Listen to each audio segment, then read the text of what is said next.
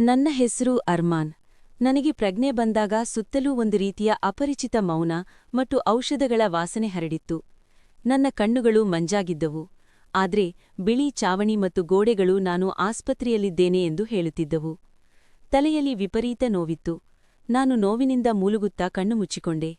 ಆಗ ಒಂದು ಮೃದುವಾದ ಧ್ವನಿ ನನ್ನ ಕಿವಿಗೆ ಅಪ್ಪಳಿಸಿತು. ನೀವೀಗ ಹೇಗೆ ಅನುಭವಿಸುತ್ತಿದ್ದೀರಿ? ನಾನು ಬಹಳ ಕಷ್ಟಪಟ್ಟು ಕಣ್ಣು ಬಿಟ್ಟಾಗ ಬಿಳಿ ಕೋಟ್ ಧರಿಸಿದ ಲೇಡಿ ಡಾಕ್ಟರೊಬ್ಬರು ನನ್ನ ಪಕ್ಕದಲ್ಲೂ ನಿಂತಿರುವುದನ್ನು ಕಂಡೆ. ಅವರ ಮುಖದಲ್ಲಿ ಗಾಂಭೀರ್ಯವಿತ್ತು ಮತ್ತು ಕಣ್ಣುಗಳಲ್ಲಿ ಕಾಳಜಿಯಿತ್ತು. ಆದರೆ ನನ್ನ ದೃಷ್ಟಿ ಪೂರ್ತಿಯಾಗಿ ಅವರ ಮುಖದ ಮೇಲೆ ನೆಟ್ಟಾಗ ನನ್ನ ಹೃದಯ ಬಾಯಿಗೆ ಬಂದಂತಾಯಿತು. ಸಮಯ ಸ್ತಬ್ಧವಾಗಿತ್ತು. ಉಸಿರು ನಿಂತು ಹೋಗಿತ್ತು. ಈ ಮುಖ, ಈ ಕಣ್ಣುಗಳು, ಇವು ವರ್ಷಗಳಿಂದ ನನ್ನ ಹೃದಯ ಮತ್ತು ಮನಸ್ಸಿನ ಮೇಲೆ ಗುರುತು ಮೂಡಿಸಿದ್ದವು. ನನ್ನ ತುಟಿಗಳಿಂದ ತಕ್ಷಣ ಒಂದು ಹೆಸರು ಹೊರಬಂತು, ರೂಹಿ. ಅವರು ಬೆಚ್ಚಿಬಿದ್ದು ನನ್ನ ಕಡೆ ನೋಡತೊಡಗಿದರು. ಅವರ ಹಣೆಯ ಮೇಲೆ ಸುಕ್ಕುಗಳು ಮೂಡಿದವು. ಅವರು ಹೇಳಿದರು, ಐಆಮ್ ಸಾರಿ, ನಿಮಗೆ ನನ್ನ ಹೆಸರು ಹೇಗೆ ಗೊತ್ತು? ಅವರ ಮಾತುಗಳು ನೇರವಾಗಿದ್ದವು ಮತ್ತು ಆಶ್ಚರ್ಯದಿಂದ ಕೂಡಿದ್ದವು. ಯಾರೋ ಒಬ್ಬ ಅಪರಿಚಿತನ ಜೊತೆ ಮಾತನಾಡುತ್ತಿರುವಂತೆ ಅವರ ಧ್ವನಿ ಇತ್ತು. ನನಗೆ ಈ ಮಾತುಗಳು ಒಂದು ಆಘಾತಕ್ಕಿಂತ ಕಡಿಮೆಯಿರಲಿಲ್ಲ. ಆದ್ರೆ ಇದೆಲ್ಲವನ್ನೂ ಅರ್ಥಮಾಡಿಕೊಳ್ಳಲು ನಾವು ಕಳೆದುಹೋದ ಸಮಯದ ಪುಟಗಳನ್ನು ತಿರುಗಿಸಬೇಕಾಗುತ್ತದೆ. ಎಲ್ಲಿಂದ ಈ ಕಥೆ ಪ್ರಾರಂಭವಾಯಿತು ಎಂದು. ನಾನು ಒಂದು ಮಧ್ಯಮವರ್ಗದ ಕುಟುಂಬಕ್ಕೆ ಸೇರಿದವನು. ನಾವು ಹಳ್ಳಿಯಲ್ಲಿ ವಾಸವಾಗಿದ್ದೆವು. ನನ್ನ ತಂದೆ ಒಬ್ಬ ಶಾಲಾ ಶಿಕ್ಷಕರಾಗಿದ್ದರು ಮತ್ತು ಅವರು ನಮ್ಮನ್ನು, ಅಂದರೆ ನನಗೆ ಮತ್ತು ನನ್ನ ಇಬ್ಬರು ಅಕ್ಕಂದಿರನ್ನು ಬಹಳ ಪ್ರೀತಿಯಿಂದ ಬೆಳೆಸಿದ್ದರು. ನಮ್ಮದು ತುಂಬ ಸಾಧಾರಣ ಕುಟುಂಬವಾಗಿತ್ತು. ನನ್ನ ತಂದೆಗೆ ಇಬ್ಬರು ಸಹೋದರರಿದ್ದರು. ನನ್ನ ಚಿಕ್ಕಪ್ಪ ಮೊದಲಿನಿಂದಲೂ ನಗರದಲ್ಲೇ ಇರುತ್ತಿದ್ದರು, ಏಕೆಂದರೆ ಅವರು ತಮ್ಮ ಇಷ್ಟದಂತೆ ನಗರದ ಹುಡುಗಿಯನ್ನು ಮದುವೆಯಾಗಿದ್ದರು. ಅದು ನಮ್ಮ ಮನೆಯವರಿಗೆ ಇಷ್ಟವಿರಲಿಲ್ಲ. ಈ ಮದುವೆಯ ನಂತರ ಚಿಕ್ಕಪ್ಪ ಹಳ್ಳಿಯ ಕಡೆ ತಿರುಗಿಯೂ ನೋಡಿರಲಿಲ್ಲ. ಅವರು ತಂದೆಯನ್ನಾಗಲಿ ಅಥವಾ ಅಜ್ಜಿಯನ್ನಾಗಲಿ ಭೇಟಿಯಾಗಲು ಬರುತ್ತಿರಲಿಲ್ಲ. ನಂತರ ಒಂದು ದಿನ ಅಜ್ಜಿಯ ಆರೋಗ್ಯ ತುಂಬ ಹದಗೆಟ್ಟಿದೆ ಎಂಬ ಸುದ್ದಿ ಅವರಿಗೆ ತಲುಪಿತು ಮತ್ತು ಅವರು ಒಬ್ಬರೇ ಹಳ್ಳಿಗೆ ಬಂದರು. ಆದರೆ ವಿಧಿಯ ಆಟವೇ ಬೇರೆಯಾಗಿತ್ತು. ಅದೇ ದಿನ ಅಜ್ಜಿ ಮರಣ ಹೊಂದಿದರು. ಅಜ್ಜಿಯ ಅಂತ್ಯಸಂಸ್ಕಾರದ ನಂತರ ಚಿಕ್ಕಪ್ಪ ಒಂದು ಮಾತು ಆಡದೆ ವಾಪಸ್ಸು ನಗರಕ್ಕೆ ಮರಳಿದರು. ಇದರ ನಂತರ ಅಪ್ಪನ ಜೊತೆ ಆಗೊಮ್ಮೆ ಈಗೊಮ್ಮೆ ಫೋನ್ನಲ್ಲಿ ಮಾತನಾಡುತ್ತಿದ್ದರೂ ಅಷ್ಟೇ. ತಿಂಗಳುಗಳು ಉರುಳಿದವು. ನಂತರ ಒಂದು ದಿನ ನಗರದಿಂದ ಒಂದು ಸುದ್ದಿ ಬಂತು. ಅದು ನಮ್ಮ ಮನೆಯ ಅಡಿಪಾಯವನ್ನೇ ಅಲುಗಾಡಿಸಿತು. ಚಿಕ್ಕಪ್ಪ ಮತ್ತು ಚಿಕ್ಕಮ್ಮ ಅಪಘಾತದಲ್ಲಿ ಮರಣ ಹೊಂದಿದ್ದರು. ನನ್ನ ತಂದೆ ಆಘಾತದ ಸ್ಥಿತಿಯಲ್ಲಿ ನಗರಕ್ಕೆ ಹೊರಟರು. ನಾವೆಲ್ಲರೂ ಅವರ ಹಿಂದೆಯೇ ಹೋದೆವು. ಅಲ್ಲಿಗೆ ಹೋದ ಮೇಲೆ ತಿಳಿಯಿತು, ಚಿಕ್ಕಪ್ಪನಿಗೆ ರೂಹಿ ಎಂಬ ಮಗಳಿದ್ದಾಳೆ ಮತ್ತು ಅವಳ ಮಾನಸಿಕ ಸ್ಥಿತಿ ಸರಿಯಿರಲಿಲ್ಲ. ಅವಳು ಒಂದು ಮೂಲೆಯಲ್ಲಿ ಮೌನವಾಗಿ ಕುಳಿತಿರುತ್ತಿದ್ದಳು ಮತ್ತು ಒಮ್ಮೊಮ್ಮೆ ಮಕ್ಕಳಂತೆ ವಿಚಿತ್ರವಾಗಿ ವರ್ತಿಸುತ್ತಿದ್ದಳು. ಚಿಕ್ಕಪ್ಪ ಚಿಕ್ಕಮ್ಮನ ಉತ್ತರಕ್ರಿಯೆಗಳ ನಂತರ ತಂದೆಯ ದೃಷ್ಟಿ ಅನಾಥಳಾದ ತಮ್ಮ ಅಣ್ಣನ ಮಗಳ ಮೇಲೆ ಬಿದ್ದಾಗ ಅವರ ಹೃದಯ ಕರುಣೆಯಿಂದ ತುಂಬಿಬಂತು. ಆದ್ರೆ ನನ್ನ ತಾಯಿ ಅವಳನ್ನು ಮನೆಗೆ ಕರೆತರಲು ಸಂಪೂರ್ಣವಾಗಿ ವಿರೋಧ ವ್ಯಕ್ತಪಡಿಸಿದರು. ಅವಳ ತವರು ಮನೆಯವರು ಇರುತ್ತಾರೆ, ಅವಳನ್ನು ಅಲ್ಲೇ ಬಿಟ್ಟುಬಿಡೋಣ, ಈ ಹುಚ್ಚಿಯನ್ನು ನಾವು ಎಲ್ಲಿ ಸಾಕೋಣ ಎನ್ನುವುದು ಅಮ್ಮನ ವಾದವಾಗಿತ್ತು. ಜನರು ರೂಹಿಯನ್ನು ಹುಚ್ಚಿ ಎಂದು ಕರೆಯುತ್ತಿದ್ದರು. ಆದ್ರೆ ಅವಳು ತುಂಬ ಸುಂದರ ಮತ್ತು ಮುಗ್ಧಳಾಗಿದ್ದಳು. ತಂದೆ ಅವಳನ್ನು ಯಾವುದೇ ಪರಿಸ್ಥಿತಿಯಲ್ಲೂ ಒಬ್ಬಂಟಿಯಾಗಿ ಬಿಡಲು ಇಷ್ಟಪಡಲಿಲ್ಲ. ಚಿಕ್ಕಮ್ಮನ ಮನೆಯವರು ಕೂಡ ಈ ಮದುವೆಯಿಂದ ಅಸಮಾಧಾನಗೊಂಡಿದ್ದರಿಂದ ಅವರಿಂದಲೂ ಯಾವುದೇ ನಿರೀಕ್ಷೆ ಇರಲಿಲ್ಲ. ಕೊನೆಗೂ ತಂದೆ ಅನಾಥಳಾದ ರೂಹಿಯನ್ನು ತಮ್ಮ ಜೊತೆ ಹಳ್ಳಿಗೆ ಕರೆತಂದರು. ತಂದೆ ತನ್ನ ತಮ್ಮನ ಹುಚ್ಚುಮಗಳನ್ನು ಮನೆಗೆ ಕರೆತಂದಿದ್ದಾರೆ ಎಂಬ ವಿಷಯ ಹಳ್ಳಿಯಲ್ಲಿ ಕಾಳ್ಗಿಚ್ಚಿನಂತೆ ಹರಡಿತು. ಜನ ಅವಳನ್ನು ನೋಡಲು ನಮ್ಮ ಮನೆಗೆ ಬರತೊಡಗಿದರು.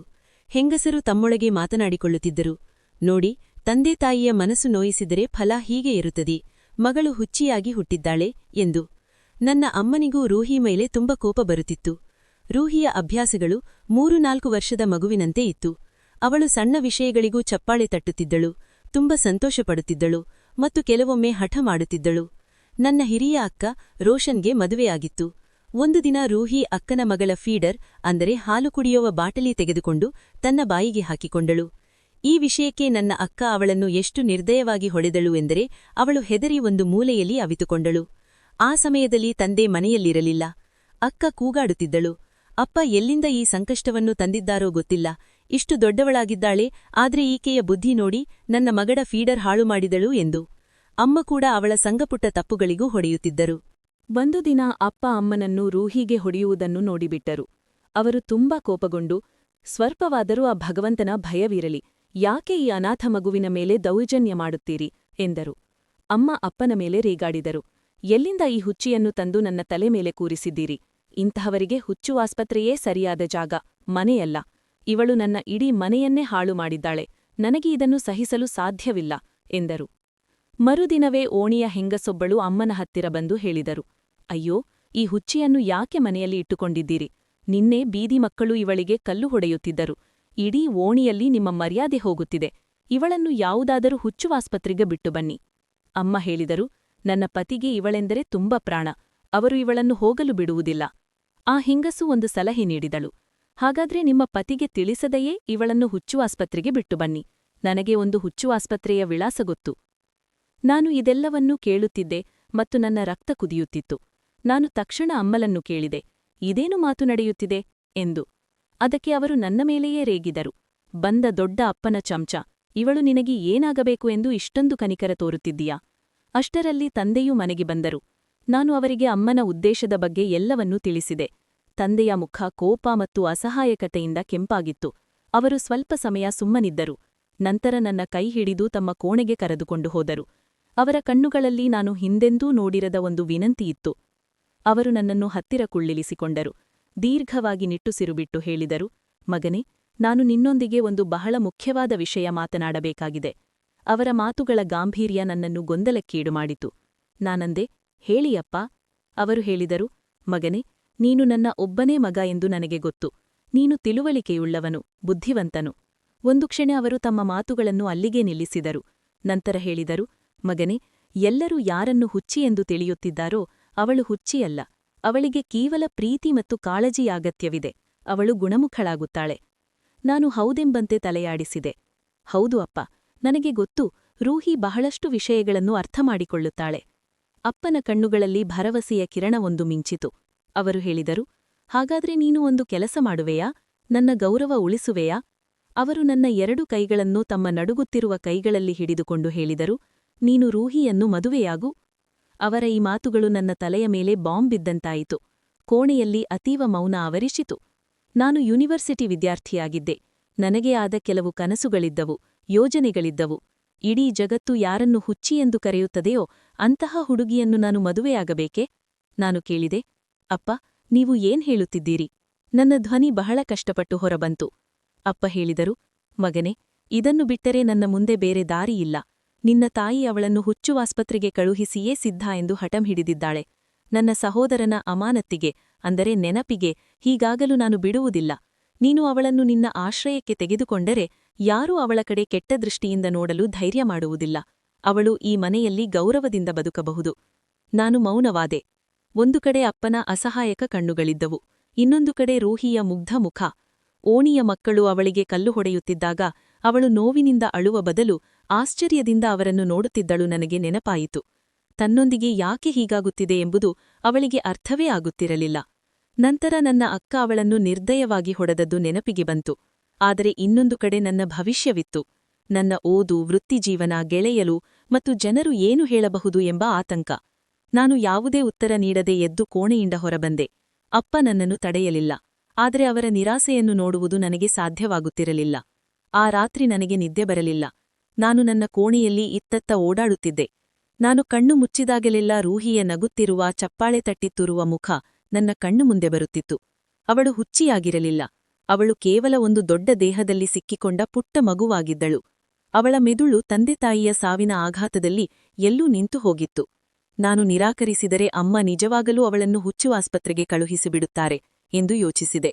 ಅಲ್ಲಿ ಅವಳನ್ನು ಹೇಗೆ ನಡೆಸಿಕೊಳ್ಳಬಹುದು ಎಂಬ ಕಲ್ಪನೆಯೇ ನನ್ನ ಆತ್ಮವನ್ನು ನಡುಗಿಸಿತು. ಒಬ್ಬ ಮುಗ್ಧಳನ್ನು ನಾನು ಉಳಿಸಬಹುದಿತ್ತು, ಆದರೆ ಉಳಿಸಲಿಲ್ಲ ಎಂಬ ನೋವಿನ ಹೊರೆಯೊಂದಿಗೆ ನಾನು ಬದುಕಲು ಸಾಧ್ಯವೇ? ಬಹುಶಃ ಇಲ್ಲ.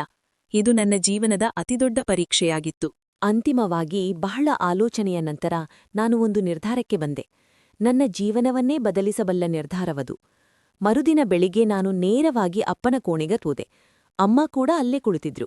ನಾನು ಅಪ್ಪನ ಕಡೆಗೆ ನೋಡಿ ಸಮಾಧಾನದ ಧ್ವನಿಯಲ್ಲಿ ಹೇಳಿದೆ, ಅಪ್ಪ, ನಾನು ರೂಹಿಯನ್ನು ಮದುವೆಯಾಗಲು ಸಿದ್ಧನಿದ್ದೇನೆ.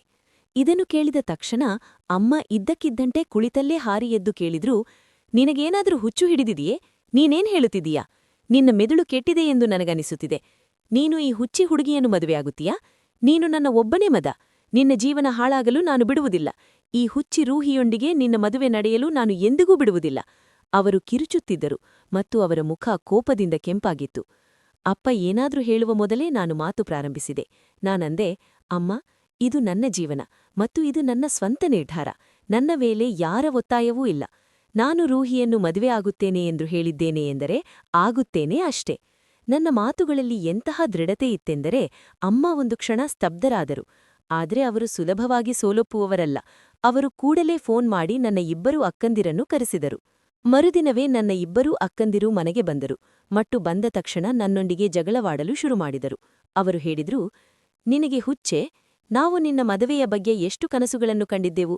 ಆದರೆ ನೀನು ಈ ಹುಚ್ಚಿ ಹುಡುಗಿಯನ್ನು ಮದುವೆಯಾಗಿ ನಿನ್ನ ಜೀವನವನ್ನು ಹಾಳು ಮಾಡಿಕೊಳ್ಳುತ್ತಿದ್ದೀಯಾ? ನಾನು ಅವರ ಕಡೆ ನೋಡಿ ಶಾಂತವಾಗಿ ಉತ್ತರಿಸಿದೆ, ಅಕ್ಕ, ನೀವು ಯಾವುದನ್ನೂ ಜೀವನ ಹಾಳಾಗುವುದು ಎಂದು ಕರೆಯುತ್ತೀರೋ ಬಹುಶಃ ಅದೇ ನನ್ನ ಜೀವನದ ಅತ್ಯಂತ ದೊಡ್ಡ ಪುಣ್ಯದ ಕೆಲಸವಾಗಬಹುದು. ನಾನು ನಿರ್ಧರಿಸಿದ್ದೇನೆ ಮತ್ತು ಈಗ ನಾನು ಹಿಂದೆ ಸರಿಯುವುದಿಲ್ಲ. ನನ್ನ ಹಠ ಮತ್ತು ಅಪ್ಪನ ಮೌನ ಬೆಂಬಲವನ್ನು ನೋಡಿ ಎಲ್ಲರೂ ಅಸಹಾಯಕರಾದರು. ಅಪ್ಪ ಈ ಕೆಲಸದಲ್ಲಿ ತಡ ಮಾಡಲು ಇಷ್ಟಪಡಲಿಲ್ಲ. ಅಮ್ಮ ಯಾವುದಾದರೂ ಹೊಸ ಸಂಚು ರೂಪಿಸಬಹುದು ಎಂಬ ಭಯ ಅವರಿಗಿತ್ತು. ಅವರು ತಕ್ಷಣ ಓಣಿಯ ಕೆಲವು ಜನರನ್ನು ಸೇರಿಸಿ ಮದುವೆಯ ಸಿದ್ಧತೆ ಆರಂಭಿಸಿದರು. ರೂಹಿಗೆ ಈ ಯಾವುದೇ ವಿಷಯಗಳ ಬಗ್ಗೆ ಅರಿವಿರಲಿಲ್ಲ. ಅವಳಿಗೆ ಮದುವೆಯ ಲೆಹೆಂಗಾ ತೊಡಿಸಿದಾಗ ಅವಳು ಖುಷಿಯಿಂದ ಚಪ್ಪಾಳೆ ತಟ್ಟತೊಡಗಿದಳು. ಅವಳು ಇಡೀ ಮನೆಯಲ್ಲಿ ಓಡಾಡುತ್ತಿದ್ದಳು. ಕೆಲವೊಮ್ಮೆ ನನ್ನ ಮುಂದೆ ಬಂದು ಹೇಳುತ್ತಿದ್ದಳು, ನೀನು ನನ್ನ ಮದುಮಗ, ನೀನು ನನ್ನ ಮದುಮಗನಾಗುತ್ತೀಯ ಅಲ್ವಾ? ನಾನು ನಿನ್ನ ಮದುಮಗಳಾಗುತ್ತೇನೆ. ಅವಳ ಮುಗ್ಧ ಮಾತುಗಳನ್ನು ಕೇಳಿ ಅಲ್ಲಿ ಕುಳಿತಿದ್ದ ಜನರು ಒಬ್ಬರಿಗೊಬ್ಬರು ನೋಡಿ ಅರ್ಥಗರ್ಭಿತವಾಗಿ ನಗುತ್ತಿದ್ದರು. ಯಾರೋ ಒಬ್ಬರು ಹೇಳುತ್ತಿದ್ದರು, ಹುಡುಗ ಬುದ್ಧಿವಂತನಂತೆ ಕಾಣುತ್ತಾನೆ. ಯಾವ ಆಸೆಗೆ ಬಿದ್ದು ಈ ಹುಚ್ಚಿ ಹುಡುಗಿಯನ್ನು ಮದುವೆಯಾಗುತ್ತಿದ್ದಾನೋ ಗೊತ್ತಿಲ್ಲ. ಆದರೆ ಈ ಸಮಯದಲ್ಲಿ ನನಗೆ ಜನರ ಮಾತುಗಳ ಬಗ್ಗೆ ಸ್ವಲ್ಪವೂ ಕಾಳಜಿಯಿರಲಿಲ್ಲ. ನನ್ನ ಮದುವೆ ರೂಹಿಯೊಂದಿಗೆ ನಡೆಯಿತು. ಮದುವೆಯ ನಂತರ ನಾನು ರೂಹಿಯನ್ನು ನೋಡಿದಾಗ ಅವಳು ಚಪ್ಪಾಳೆ ತಟ್ಟುತ್ತಾ ನಗುತ್ತಿದ್ದಳು. ಅವಳ ನಗುವಿನಲ್ಲಿ ಇಡೀ ಪ್ರಪಂಚದ ಮುಗ್ಧತೆ ಅಡಗಿತ್ತು. ನಾನು ಮನಸ್ಸಿನಲ್ಲೇ ದೇವರಿಗೆ ಪ್ರಾರ್ಥನೆ ಮಾಡಿದೆ, ಈ ನಿರ್ಧಾರ ಕೇವಲ ನಿನ್ನ ಇಚ್ಛೆ ಮತ್ತು ಈ ಮುಗ್ಧ ಹುಡುಗಿಯ ರಕ್ಷಣೆಗಾಗಿ ಮಾಡಲಾಗಿದೆ. ನನಗೆ ಧೈರ್ಯ ಕೊಡು ಮತ್ತು ನನ್ನ ಈ ನಿರ್ಧಾರವನ್ನು ನಮಗೆ ಒಳಿತಾಗುವಂತೆ ಮಾಡು. ಮದುವೆ ಮುಗಿದಿತ್ತು. ರೂಹಿ ಈಗ ಕಾನೂನುಬದ್ಧವಾಗಿ ಮತ್ತು ಸಾಮಾಜಿಕವಾಗಿ ನನ್ನ ಪತ್ನಿಯಾಗಿದ್ದಳು. ಮದುವೆಯ ನಂತರ ನಾನು ರೂಹಿಯನ್ನು ಕರೆದುಕೊಂಡು ನನ್ನ ಕೋಣೆಗೆ ಹೋದಾಗ ಅವಳು ಯಾವುದೋ ಹೊಸ ಲೋಕಕ್ಕೆ ಬಂದವಳಂತೆ ವರ್ತಿಸುತ್ತಿದ್ದಳು. ಅವಳ ಕಣ್ಣುಗಳಲ್ಲಿ ಮಕ್ಕಳಂತ ಆಶ್ಚರ್ಯ ಮತ್ತು ಸಂತೋಷವಿತ್ತು. ಅವಳು ಇಡೀ ಮೆನಿಯನ್ನು ಪರೀಕ್ಷಿಸಿದಳು. ಒಮ್ಮೆ ಗೋಡೆಯ ಮೇಲಿನ ಚಿತ್ರವನ್ನು ಮುಟ್ಟುತ್ತಿದ್ದಳು, ಒಮ್ಮೆ ಮೇಜಿನ ಮೇಲಿದ್ದ ಪುಸ್ತಕಗಳನ್ನು ತಿರುವುಮುರುವು ಮಾಡಿ ನೋಡುತ್ತಿದ್ದಳು. ನಂತರ ಅವಳ ದೃಷ್ಟಿ ಹಾಸಿಗೆಯ ಮೇಲೆ ಬಿತ್ತು. ಅವಳು ಖುಷಿಯಿಂದ ಚಪ್ಪಾಳೆ ತಟ್ಟುತ್ತಾ ಹೇಳಿದಳು, ವಾವ್ ಅರ್ಮಾನ್, ನಾನು ನಿನ್ನ ರೂಮಿನಲ್ಲಿ ಇರುತ್ತೇನಾ? ಈಗ ನಾನು ಇಲ್ಲೇ ಇರುತ್ತೀಯ ತಾನೆ? ಅವಳ ಮುಗ್ಧತೆಗೆ ನನ್ನ ತುಟಿಗಳ ಮೇಲೆ ತಕ್ಷಣ ನಗು ಮೂಡಿತು. ನಾನು ಹೇಳಿದೆ, ಹೌದು, ಇನ್ನು ಮುಂದೆ ನೀನು ಇಲ್ಲೇ ಇರುತ್ತೀಯ. ಅವಳು ಹಾರಿ ಹಾಸಿಗೆಯ ಮೇಲೆ ಕುಳಿತು ಮತ್ತು ಮೃದುವಾದ ಗಾದೆಗಳನ್ನು ಕೈಯಿಂದ ಒತ್ತಿ ಒತ್ತಿ ನಗತೊಡಗಿದಳು. ನಂತರ ಇದ್ದಕ್ಕಿದ್ದಂತೆ ಅವಳ ಮುಖ ಗಂಭೀರವಾಯಿತು. ಅವಳು ನನ್ನ ಕಡೆ ನೋಡಿದಳು. ಅವಳ ಧ್ವನಿಯಲ್ಲಿ ಭಯವಿತ್ತು. ಮೊದಲು ನಾನು ಬೇಲೆ ಕೋಣೆಯಲ್ಲಿ ಮಲಗುತ್ತಿದ್ದಾಗ ಖುಷಿಯಕ್ಕ, ಅಂದರೆ ರೋಶಿನಿಯಕ್ಕ, ನನ್ನನ್ನು ಹೊಡೆಯುತ್ತಿದ್ದರು. ರಾತ್ರಿ ನನಗೆ ಬಾಯಾರಿಕೆಯಾದಾಗ ನಾನು ಅವರ ಹತ್ತಿರ ನೀರು ಕೇಳುತ್ತಿದ್ದೆನು. ಈ ವಿಷಯಕ್ಕೆ ಅವರು ನನ್ನನ್ನು ಹೊಡೆಯಲು ಶುರುಮಾಡುತ್ತಿದ್ದರು. ನೀನು ಕೂಡ ನನಗೆ ಹೊಡೆಯುವುದಿಲ್ಲ ತಾನೇ ಅರ್ಮಾನ್? ಈ ಮಾತು ನನ್ನ ಹೃದಯವನ್ನು ಸೀಳಿದಂತಾಯಿತು. ನಾನು ಮುಂದೆ ಹೋಗಿ ಅವಳ ತಲೆಯ ಮೇಲೆ ಪ್ರೀತಿಯಿಂದ ಕೈಯಿಟ್ಟು ಇಲ್ಲ ಎಂಬಂತೆ ತಲೆಯಾಡಿಸಿದೆ. ನನ್ನ ಈ ಪ್ರತಿಕ್ರಿಯೆಗೆ ಅವಳು ಪ್ರಪಂಚದ ಅತ್ಯಂತ ದೊಡ್ಡ ಸಂತೋಷ ಸಿಕ್ಕದವಳಂತೆ ಸಂಭ್ರಮಿಸಿದಳು. ಅವಳು ಚಪ್ಪಾಳೆ ತಟ್ಟುತ್ತಾ ಹೇಳಿದಳು, ಸತ್ಯವಾಗಲೂ ನೀವು ತುಂಬಾ ಒಳ್ಳೆಯವರು. ಹಾಗಾದರೆ ನಾನು ಈ ಬೆಡ್ ಮೇಲೆ ಮಲಗಿಕೊಳ್ಳಲೇ? ನಾನು ಹೇಳಿದೆ, ಹೌದು, ನೀನು ಮಲಗಿಕೋ.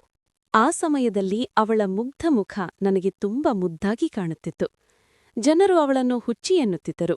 ಆದರೆ ಅವಳ ಮುಗ್ಧತೆ ಮತ್ತು ಹೃದಯದ ಸೌಂದರ್ಯವನ್ನು ಯಾರೂ ಗಮನಿಸುತ್ತಿರಲಿಲ್ಲ. ಇಂದು ನಾನು ನೋಡುತ್ತಿದ್ದುದು ಒಬ್ಬ ಅಸಹಾಯಕ ಮತ್ತು ಅಪಾರ ಪ್ರೀತಿಯಿಂದ ತುಂಬಿದ ಹುಡುಗಿಯನ್ನು, ಯಾರನ್ನೂ ಈ ಜಗತ್ತು ಕೇವಲ ತಿರಸ್ಕಾರದಿಂದ ನೋಡಿತ್ತು. ಅಂದು ರಾತ್ರಿ ರೂಹಿ ನನ್ನ ಕೋಣೆಯಲ್ಲಿ ನೆಮ್ಮದಿಯ ಗಾಢನಿದ್ದೆಗೆ ಜಾರಿದಳು. ಬಹುಶಃ ಎಷ್ಟೋ ತಿಂಗಳುಗಳ ನಂತರ ಅವಳಿಗೆ ಇಂತಹ ಸುಖನಿದ್ರೆ ಲಭಿಸಿತ್ತು. ರಾತ್ರಿ 10 ಬಾರಿ ಎದ್ದು ಅವಳಿಗೆ ಚಳಿಯಾಗದಿರಲಿ ಎಂದು ನಾನು ಹೊದಿಕೆಯನ್ನು ಸರಿಪಡಿಸುತ್ತಿದ್ದೆ. ಅವಳ ಜವಾಬ್ದಾರಿಯ ಅರಿವು ಈಗ ನನ್ನ ಅಸ್ತಿತ್ವದ ಭಾಗವಾಗಿತ್ತು. ಮರುದಿನ ಬೆಳಿಗ್ಗೆಯಿಂದಲೇ ಮನೆಯಲ್ಲಿ ಹೊಸ ಯುದ್ಧವೊಂದು ಆರಂಭವಾಯಿತು. ಅಮ್ಮ ನನ್ನ ಜೊತೆ ಮಾತನಾಡುತ್ತಿರಲಿಲ್ಲ ಮತ್ತು ಉಪಾಹಾರದ ಮೇಜಿನ ಬಳಿ ರೂಹಿಯನ್ನು ಸಂಪೂರ್ಣವಾಗಿ ನಿರ್ಲಕ್ಷಿಸಿದರು. ಅವಳು ಅಲ್ಲಿ ಇಲ್ಲವೇನೋ ಎಂಬಂತೆ ವರ್ತಿಸಿದರು. ನಾನು ರೂಹಿಯ ಕಡೆಗೆ ಪ್ಲೇಟ್ ನೀಡಿದಾಗ ಅಮ್ಮ ಕೋಪದಿಂದ ಗೊಣಗತೊಡಗಿದರು. ಈ ಹುಚ್ಚಿಯ ಕೆಲಸಗಳನ್ನು ಈಗ ನೀನೇ ಮಾಡಬೇಕಾಗಿದೆ. ಒಳ್ಳೆಯ ಮನುಷ್ಯನಾಗುವ ಬಹಳ ಆಸೆ ಇತ್ತಲ್ಲ ನಿನಗೆ, ಅನುಭವಿಸು. ನಾನು ಅವರ ಮಾತಿಗೆ ಯಾವುದೇ ಉತ್ತರ ನೀಡುವುದು ಸರಿಯಲ್ಲ ಎಂದು ಭಾವಿಸಿ ಮೌನವಾಗಿ ರೂಹಿಗೆ ಉಪಹಾರ ತಿನ್ನಿಸಿದೆ. ಇದು ಈಗ ಪ್ರತಿದಿನದ ರೂಢಿಯಾಗಿತ್ತು. ಅಮ್ಮ ರೂಹಿಗೆ ಅಡುಗೆ ಮಾಡುತ್ತಿರಲಿಲ್ಲ ಮತ್ತು ಕೋಪದಿಂದ ಮನೆಯೊಳಗೆ ಅತ್ತಿತ್ತ ಅಲೆಯುತ್ತಿದ್ದರು. ನನ್ನ ಅಕ್ಕಂದಿರು ಮನೆಗೆ ಬಂದಾಗಲೂ ರೂಹಿಯನ್ನು ನೋಡಿ ಮುಖ ಸಿಂಡರಿಸುತ್ತಿದ್ದರು. ಒಂದು ದಿನ ನನ್ನ ಸಣ್ಣ ಅಕ್ಕ ಖುಷಿ ರೂಹಿಯ ಕೈಯಿಂದ ಆಕಸ್ಮಿಕವಾಗಿ ನೀರಿನ ಲೋಟ ಬಿದ್ದಿದ್ದಕ್ಕೆ ಅವಳನ್ನು ಜೋರಾಗಿ ಬೈದಳು. ರೂಹಿ ಹೆದರಿ ಮೂಲೆಯಲ್ಲಿ ನಿಂತು ನಡುಗುತ್ತಿದ್ದಳು. ಇದನ್ನು ನೋಡಿ ನನ್ನ ತಾಳ್ಮೆ ಮೀರಿತು. ನಾನು ಅಲ್ಲಿ ನೆರೆದಿದ್ದ ಎಲ್ಲರಿಗೂ ಕೇಳುವಂತೆ ಖಡಕ್ಕಾಗಿ ಹೇಳಿದೆ, ಎಲ್ಲರೂ ಕೇಳಿಸಿಕೊಳ್ಳಿ, ರೂಹಿ ನನ್ನ ಹೆಂಡತಿ ಮತ್ತು ಈ ಮನೆಯ ಸೊಸೆ. ನನ್ನ ಧ್ವನಿ ತೀವ್ರವಾಗಿತ್ತು. ಅಮ್ಮ ಮತ್ತು ಅಕ್ಕಂದಿರು ಆಶ್ಚರ್ಯದಿಂದ ನನ್ನನ್ನು ನೋಡುತ್ತಿದ್ದರು. ನಾನು ಮುಂದುವರಿಸಿ ಹೇಳಿದೆ, ಇನ್ನು ಮುಂದೆ ಯಾರಾದರೂ ಅವಳ ಮೇಲೆ ಧ್ವನಿ ಎತ್ತಿದರೆ ಅಥವಾ ಅವಳಿಗೆ ತೊಂದರೆ ಕೊಟ್ಟರೆ ನನ್ನಷ್ಟು ಕೆಟ್ಟವನು ಇನ್ನೊಬ್ಬನಿರುವುದಿಲ್ಲ. ಅವಳನ್ನು ಕರೆದುಕೊಂಡು ಈ ಮನೆಯಿಂದ ಶಾಶ್ವತವಾಗಿ ಹೋಗಲು ನನಗೆ ಒಂದು ಕ್ಷಣ ಸಾಕು. ಆಮೇಲೆ ನೀವು ನಿಮ್ಮ ಒಬ್ಬನೇ ಮಗ ಮತ್ತು ತಮ್ಮನ ಮುಖವನ್ನೇ ನೋಡಲು ಸಿಗುವುದಿಲ್ಲ. ನನ್ನ ಈ ಬೆದರಿಕೆ ಕೆಲಸ ಮಾಡಿತು. ಮನೆಯಲ್ಲಿ ಸಂಪೂರ್ಣ ಮೌನ ಆವರಿಸಿತು. ಅಮ್ಮ ಮತ್ತು ಅಕ್ಕಂದಿರ ಮುಖದಲ್ಲಿ ಕೋಪವಿತ್ತು, ಆದರೆ ಅವರು ಸುಮ್ಮನಾದರು. ನಾನು ಹೇಳಿದ್ದನ್ನು ಮಾಡಬಲ್ಲೆ ಎಂದು ಅವರಿಗೆ ತಿಳಿದಿತ್ತು. ಈ ಘಟನೆಯ ನಂತರ ಅವರ ವರ್ತನೆ ಮೃದುವಾಗದಿದ್ದರೂ ರೂಹಿಯ ಮೇಲೆ ಕೈ ಮಾಡುವುದು ಮತ್ತು ಬೈಯುವುದು ನಿಂತುಹೋಯಿತು. ಈಗ ನನ್ನ ಹೆಚ್ಚಿನ ಸಮಯ ರೂಹಿಯ ಆರೈಕೆಯಲ್ಲೇ ಕಳೆಯುತ್ತಿತ್ತು. ನಾನು ಯೂನಿವರ್ಸಿಟಿಯಿಂದ ಬಂದ ತಕ್ಷಣ ಮೊದಲು ಅವಳ ಬಳಿಗೆ ಹೋಗುತ್ತಿದ್ದೆ. ಅವಳು ದಿನವಿಡೀ ನನಗಾಗಿ ಕಾಯುತ್ತಿದ್ದಳು ಮತ್ತು ನನ್ನನ್ನು ಕಂಡ ತಕ್ಷಣ ಖುಷಿಯಿಂದ ಚಪ್ಪಾಳೆ ತಟ್ಟುತ್ತಿದ್ದಳು. ಅಮ್ಮ ಅವಳಿಗೆ ಅಡುಗೆ ಮಾಡುತ್ತಿರಲಿಲ್ಲ, ಹಾಗಾಗಿ ನಾನೇ ಕಿಚನ್ಗೆ ಹೋಗಿ ಅವಳಿಗೆ ಏನಾದರೂ ಅಡುಗೆ ಮಾಡುತ್ತಿದ್ದೆ. ನನಗೆ ಅಡುಗೆ ಮಾಡಲು ಅಷ್ಟಾಗಿ ಬರುತ್ತಿರಲಿಲ್ಲ. ಕೆಲವೊಮ್ಮೆ ರೊಟ್ಟಿ ಸೀದು ಹೋಗುತ್ತಿತ್ತು, ಕೆಲವೊಮ್ಮೆ ಪಲ್ಯದಲ್ಲಿ ಉಪ್ಪು ಹೆಚ್ಚಾಗುತ್ತಿತ್ತು, ಆದರೆ ನಾನು ಪ್ರಯತ್ನ ಪಡುತ್ತಿದ್ದೆ. ನಾನು ಅವಳ ಪಕ್ಕ ಕುಳಿತು ಸಣ್ಣ ತುತ್ತುಗಳನ್ನು ಮಾಡಿ ತಿನ್ನಿಸುತ್ತಿದ್ದರೆ ಅವಳು ನಗತ್ತಾ ಹೇಳುತ್ತಿದ್ದಳು, ಅರ್ಮಾನ್, ನೀನು ತುಂಬಾ ಒಳ್ಳೆಯವನು. ಒಂದು ದಿನ ನಾನು ಅವಳಿಗೆ ಊಟ ಮಾಡಿಸುತ್ತಿದ್ದಾಗ ಪ್ರೀತಿಯಿಂದ ಕೇಳಿದೆ, ರೂಹಿ, ನೀನು ನನ್ನದೊಂದು ಮಾತು ಕೇಳುತ್ತೀಯಾ? ಅವಳು ಮುಗ್ಧವಾಗಿ ಹೇಳಿದಳು, ಹೌದು ಅರ್ಮಾನ್, ಹೇಳು, ನಾನು ನಿನ್ನ ಎಲ್ಲಾ ಮಾತು ಕೇಳುತ್ತೇನೆ. ನೀನು ತುಂಬಾ ಒಳ್ಳೆಯವನು. ನಿನ್ನ ಇಬ್ಬರು ಅಕ್ಕಂದಿರು ಬಹಳ ಕೆಟ್ಟವರು, ಅವರು ನನ್ನನ್ನು ಹೊಡೆಯುತ್ತಾರೆ. ತಾಯಿಜಿ ಕೂಡ ಕೆಟ್ಟವರು, ಅವರು ನನ್ನನ್ನು ಹೊಡೆಯುತ್ತಾರೆ. ನಾನು ಮುಗುಳು ನಕ್ಕು ಹೇಳಿದೆ, ಸರಿ, ಇವತ್ತಿನಿಂದ ನೀನು ಯಾವುದೇ ತಪ್ಪು ಮಾಡಬೇಡ. ಯಾವುದೇ ಕೆಲಸ ಮಾಡಿದರೂ ಬಹಳ ಎಚ್ಚರಿಕೆಯಿಂದ ಮಾಡು. ನನ್ನ ಮಾತು ಕೇಳಿ ಅವಳು ಆಶ್ಚರ್ಯದಿಂದ ನೋಡಿ ನಂತರ ನಗುತ್ತಾ ಹೇಳಿದಳು, ಸರಿ, ನಾನು ಹಾಗೆಯೇ ಮಾಡುತ್ತೇನೆ. ನಾನು ಅವಳ ಕಣ್ಣುಗಳಲ್ಲಿ ನೋಡುತ್ತಾ ಹೇಳಿದೆ, ನಿನಗೆ ನನ್ನ ಜೊತೆ ಮದುವೆಯಾಗಿದೆ ಅಲ್ವಾ? ಈಗ ನಾವಿಬ್ಬರೂ ಸ್ನೇಹಿತರು. ಮದುವೆಯಾದ ಮೇಲೆ ಒಬ್ಬರ ಮಾತನ್ನು ಇನ್ನೊಬ್ಬರು ಕೇಳಬೇಕು. ನಾನು ನಿನ್ನ ಎಲ್ಲಾ ಮಾತು ಕೇಳುತ್ತೇನೆ, ಹಾಗೆಯೇ ನೀನು ಕೂಡ ನನ್ನ ಮಾತು ಕೇಳಬೇಕು. ಬಹುಶಃ ನನ್ನ ಮಾತು ಅವಳಿಗೆ ಪೂರ್ತಿಯಾಗಿ ಅರ್ಥವಾಗಲಿಲ್ಲ, ಆದರೆ ಅವಳು ಖುಷಿಯಿಂದ ಚಪ್ಪಾಳೆ ತಟ್ಟುತ್ತಾ ಹೇಳಿದಳು, ಸರಿ, ನಾನು ನಿನ್ನ ಮದುವೆ ಮಗಳು. ನಾನು ನಿನ್ನ ಎಲ್ಲಾ ಮಾತು ಕೇಳುತ್ತೇನೆ ಅರ್ಮಾನ್. ಅವಳು ನನ್ನ ಹೆಸರು ಕರೆದು ನಗುವಾಗ ನನಗೆ ತುಂಬಾ ಖುಷಿಯಾಗುತ್ತಿತ್ತು. ಅವಳು ಹೇಳಿದಳು, ನಾನು ನಿನ್ನ ಜೊತೆಯೇ ಇರುತ್ತೇನೆ. ನೀನು ದಿನಾ ನನಗೆ ಊಟ ಮಾಡಿಸು. ತಾಯಿಜಿಗೆ ಹೇಳಬೇಡ, ಅವರು ನನಗೆ ಊಟ ಕೊಡುವುದಿಲ್ಲ, ಅವರು ಕೆಟ್ಟವರು. ನಾನು ಅವಳ ಕೈ ಮೇಲೆ ಕೈಯಿಟ್ಟು ಭರವಸೆ ನೀಡಿದೆ, ಇನ್ನು ಮುಂದೆ ನಿನಗೆ ಯಾರೂ ಹಾಗೆ ಮಾಡುವುದಿಲ್ಲ. ಇನ್ನು ಮುಂದೆ ಪ್ರತಿದಿನ ನಾನೇ ನಿನಗೆ ಕೈಯಾರೆ ಊಟ ಮಾಡಿಸುತ್ತೇನೆ. ಅವಳ ನಗು ಮತ್ತು ನನ್ನ ನೆಮ್ಮದಿ. ಈ ಮನೆಯ ಜಗಳದ ನಡುವೆ ನಮ್ಮದೊಂದು ಪುಟ್ಟ ಪ್ರಪಂಚವಿತ್ತು. ಅಲ್ಲಿ ಕೇವಲ ಪ್ರೀತಿ ಮತ್ತು ಮುಗ್ಧತೆಯ ರಾಜ್ಯಭಾರವಿತ್ತು. ಸಮಯ ತನ್ನ ಪಾಡಿಗೆ ಓಡುತ್ತಿತ್ತು. ನನ್ನ ಯೂನಿವರ್ಸಿಟಿ ಪದವಿ ಮುಗಿಯಲು ಇನ್ನು ಕೆಲವೇ ತಿಂಗಳುಗಳಿದ್ದವು. ಈ ಸಮಯದಲ್ಲಿ ರೂಹಿ ನನ್ನ ಜೀವನದ ಅವಿಭಾಜ್ಯ ಅಂಗವಾಗಿದ್ದಳು. ಮನೆಯಲ್ಲಿ ಅಮ್ಮ ಮತ್ತು ಅಕ್ಕಂದಿರ ಕಹಿಯಾದ ವರ್ತನೆ ಹಾಗೆಯೇ ಇತ್ತು. ಆದರೆ ನನ್ನ ಮೇಲಿನ ಹೆದರಿಕೆಯಿಂದ ಅವರು ರೂಹಿಗೆ ಏನೂ ಹೇಳುತ್ತಿರಲಿಲ್ಲ. ನಮ್ಮ ಕೋಣೆ ಒಂದು ಪ್ರತ್ಯೇಕ ಪ್ರಪಂಚವಾಗಿತ್ತು. ಅಲ್ಲಿ ಹೊರಗಿನ ಕಹಿ ಪ್ರವೇಶಿಸುತ್ತಿರಲಿಲ್ಲ. ನಾನು ಯೂನಿವರ್ಸಿಟಿಯಿಂದ ಬರುವುದನ್ನೇ ಅವಳು ಕಾಯುತ್ತಿದ್ದಳು ಮತ್ತು ನಾನು ಬಾಡಿಲೊಳಗೆ ಬರುತ್ತಿದ್ದಂತೆ ಅವಳ ಮುಖ ಗುಲಾಬಿಯಂತೆ ಅರಳುತ್ತಿತ್ತು. ಅವಳು ಓಡಿಬಂದು ಮಗುವಿನಂತೆ ನನ್ನ ಬ್ಯಾಗ್ ಹಿಡಿಯುತ್ತಿದ್ದಳು. ಅವಳ ಈ ಸಣ್ಣಪುಟ್ಟ ಚೇಷ್ಟೆಗಳು ಅವಳ ಮೇಲಿನ ನನ್ನ ಪ್ರೀತಿಯನ್ನು ಇನ್ನಷ್ಟು ಗಾಢವಾಗಿಸುತ್ತಿದ್ದವು. ಅವಳು ನನ್ನನ್ನು ಅರ್ಮಾನ್ ಎಂದು ಕರೆಯುವಾಗ ನನ್ನ ಹೆಸರನ್ನು ಕೇಳುವುದು ಪ್ರಪಂಚದ ಅತ್ಯಂತ ಸುಂದರ ಅನುಭವದಂತೆ ಭಾಸವಾಗುತ್ತಿತ್ತು. ನನ್ನ ದೊಡ್ಡ ಕನಸೆಂದರೆ ರೂಹಿಗೆ ಚಿಕಿತ್ಸೆ ಕೊಡಿಸುವುದು. ಅವಳು ಈ ಮಾನಸಿಕ ಸ್ಥಿತಿಯಿಂದ ಹೊರಬಂದು ಸಾಮಾನ್ಯ ಜೀವನ ನಡೆಸಲಿ ಎಂದು ನಾನು ಬಯಸಿದ್ದೆ. ಆದರೆ ನಾನು ಅಸಹಾಯಕನಾಗಿದ್ದೆ.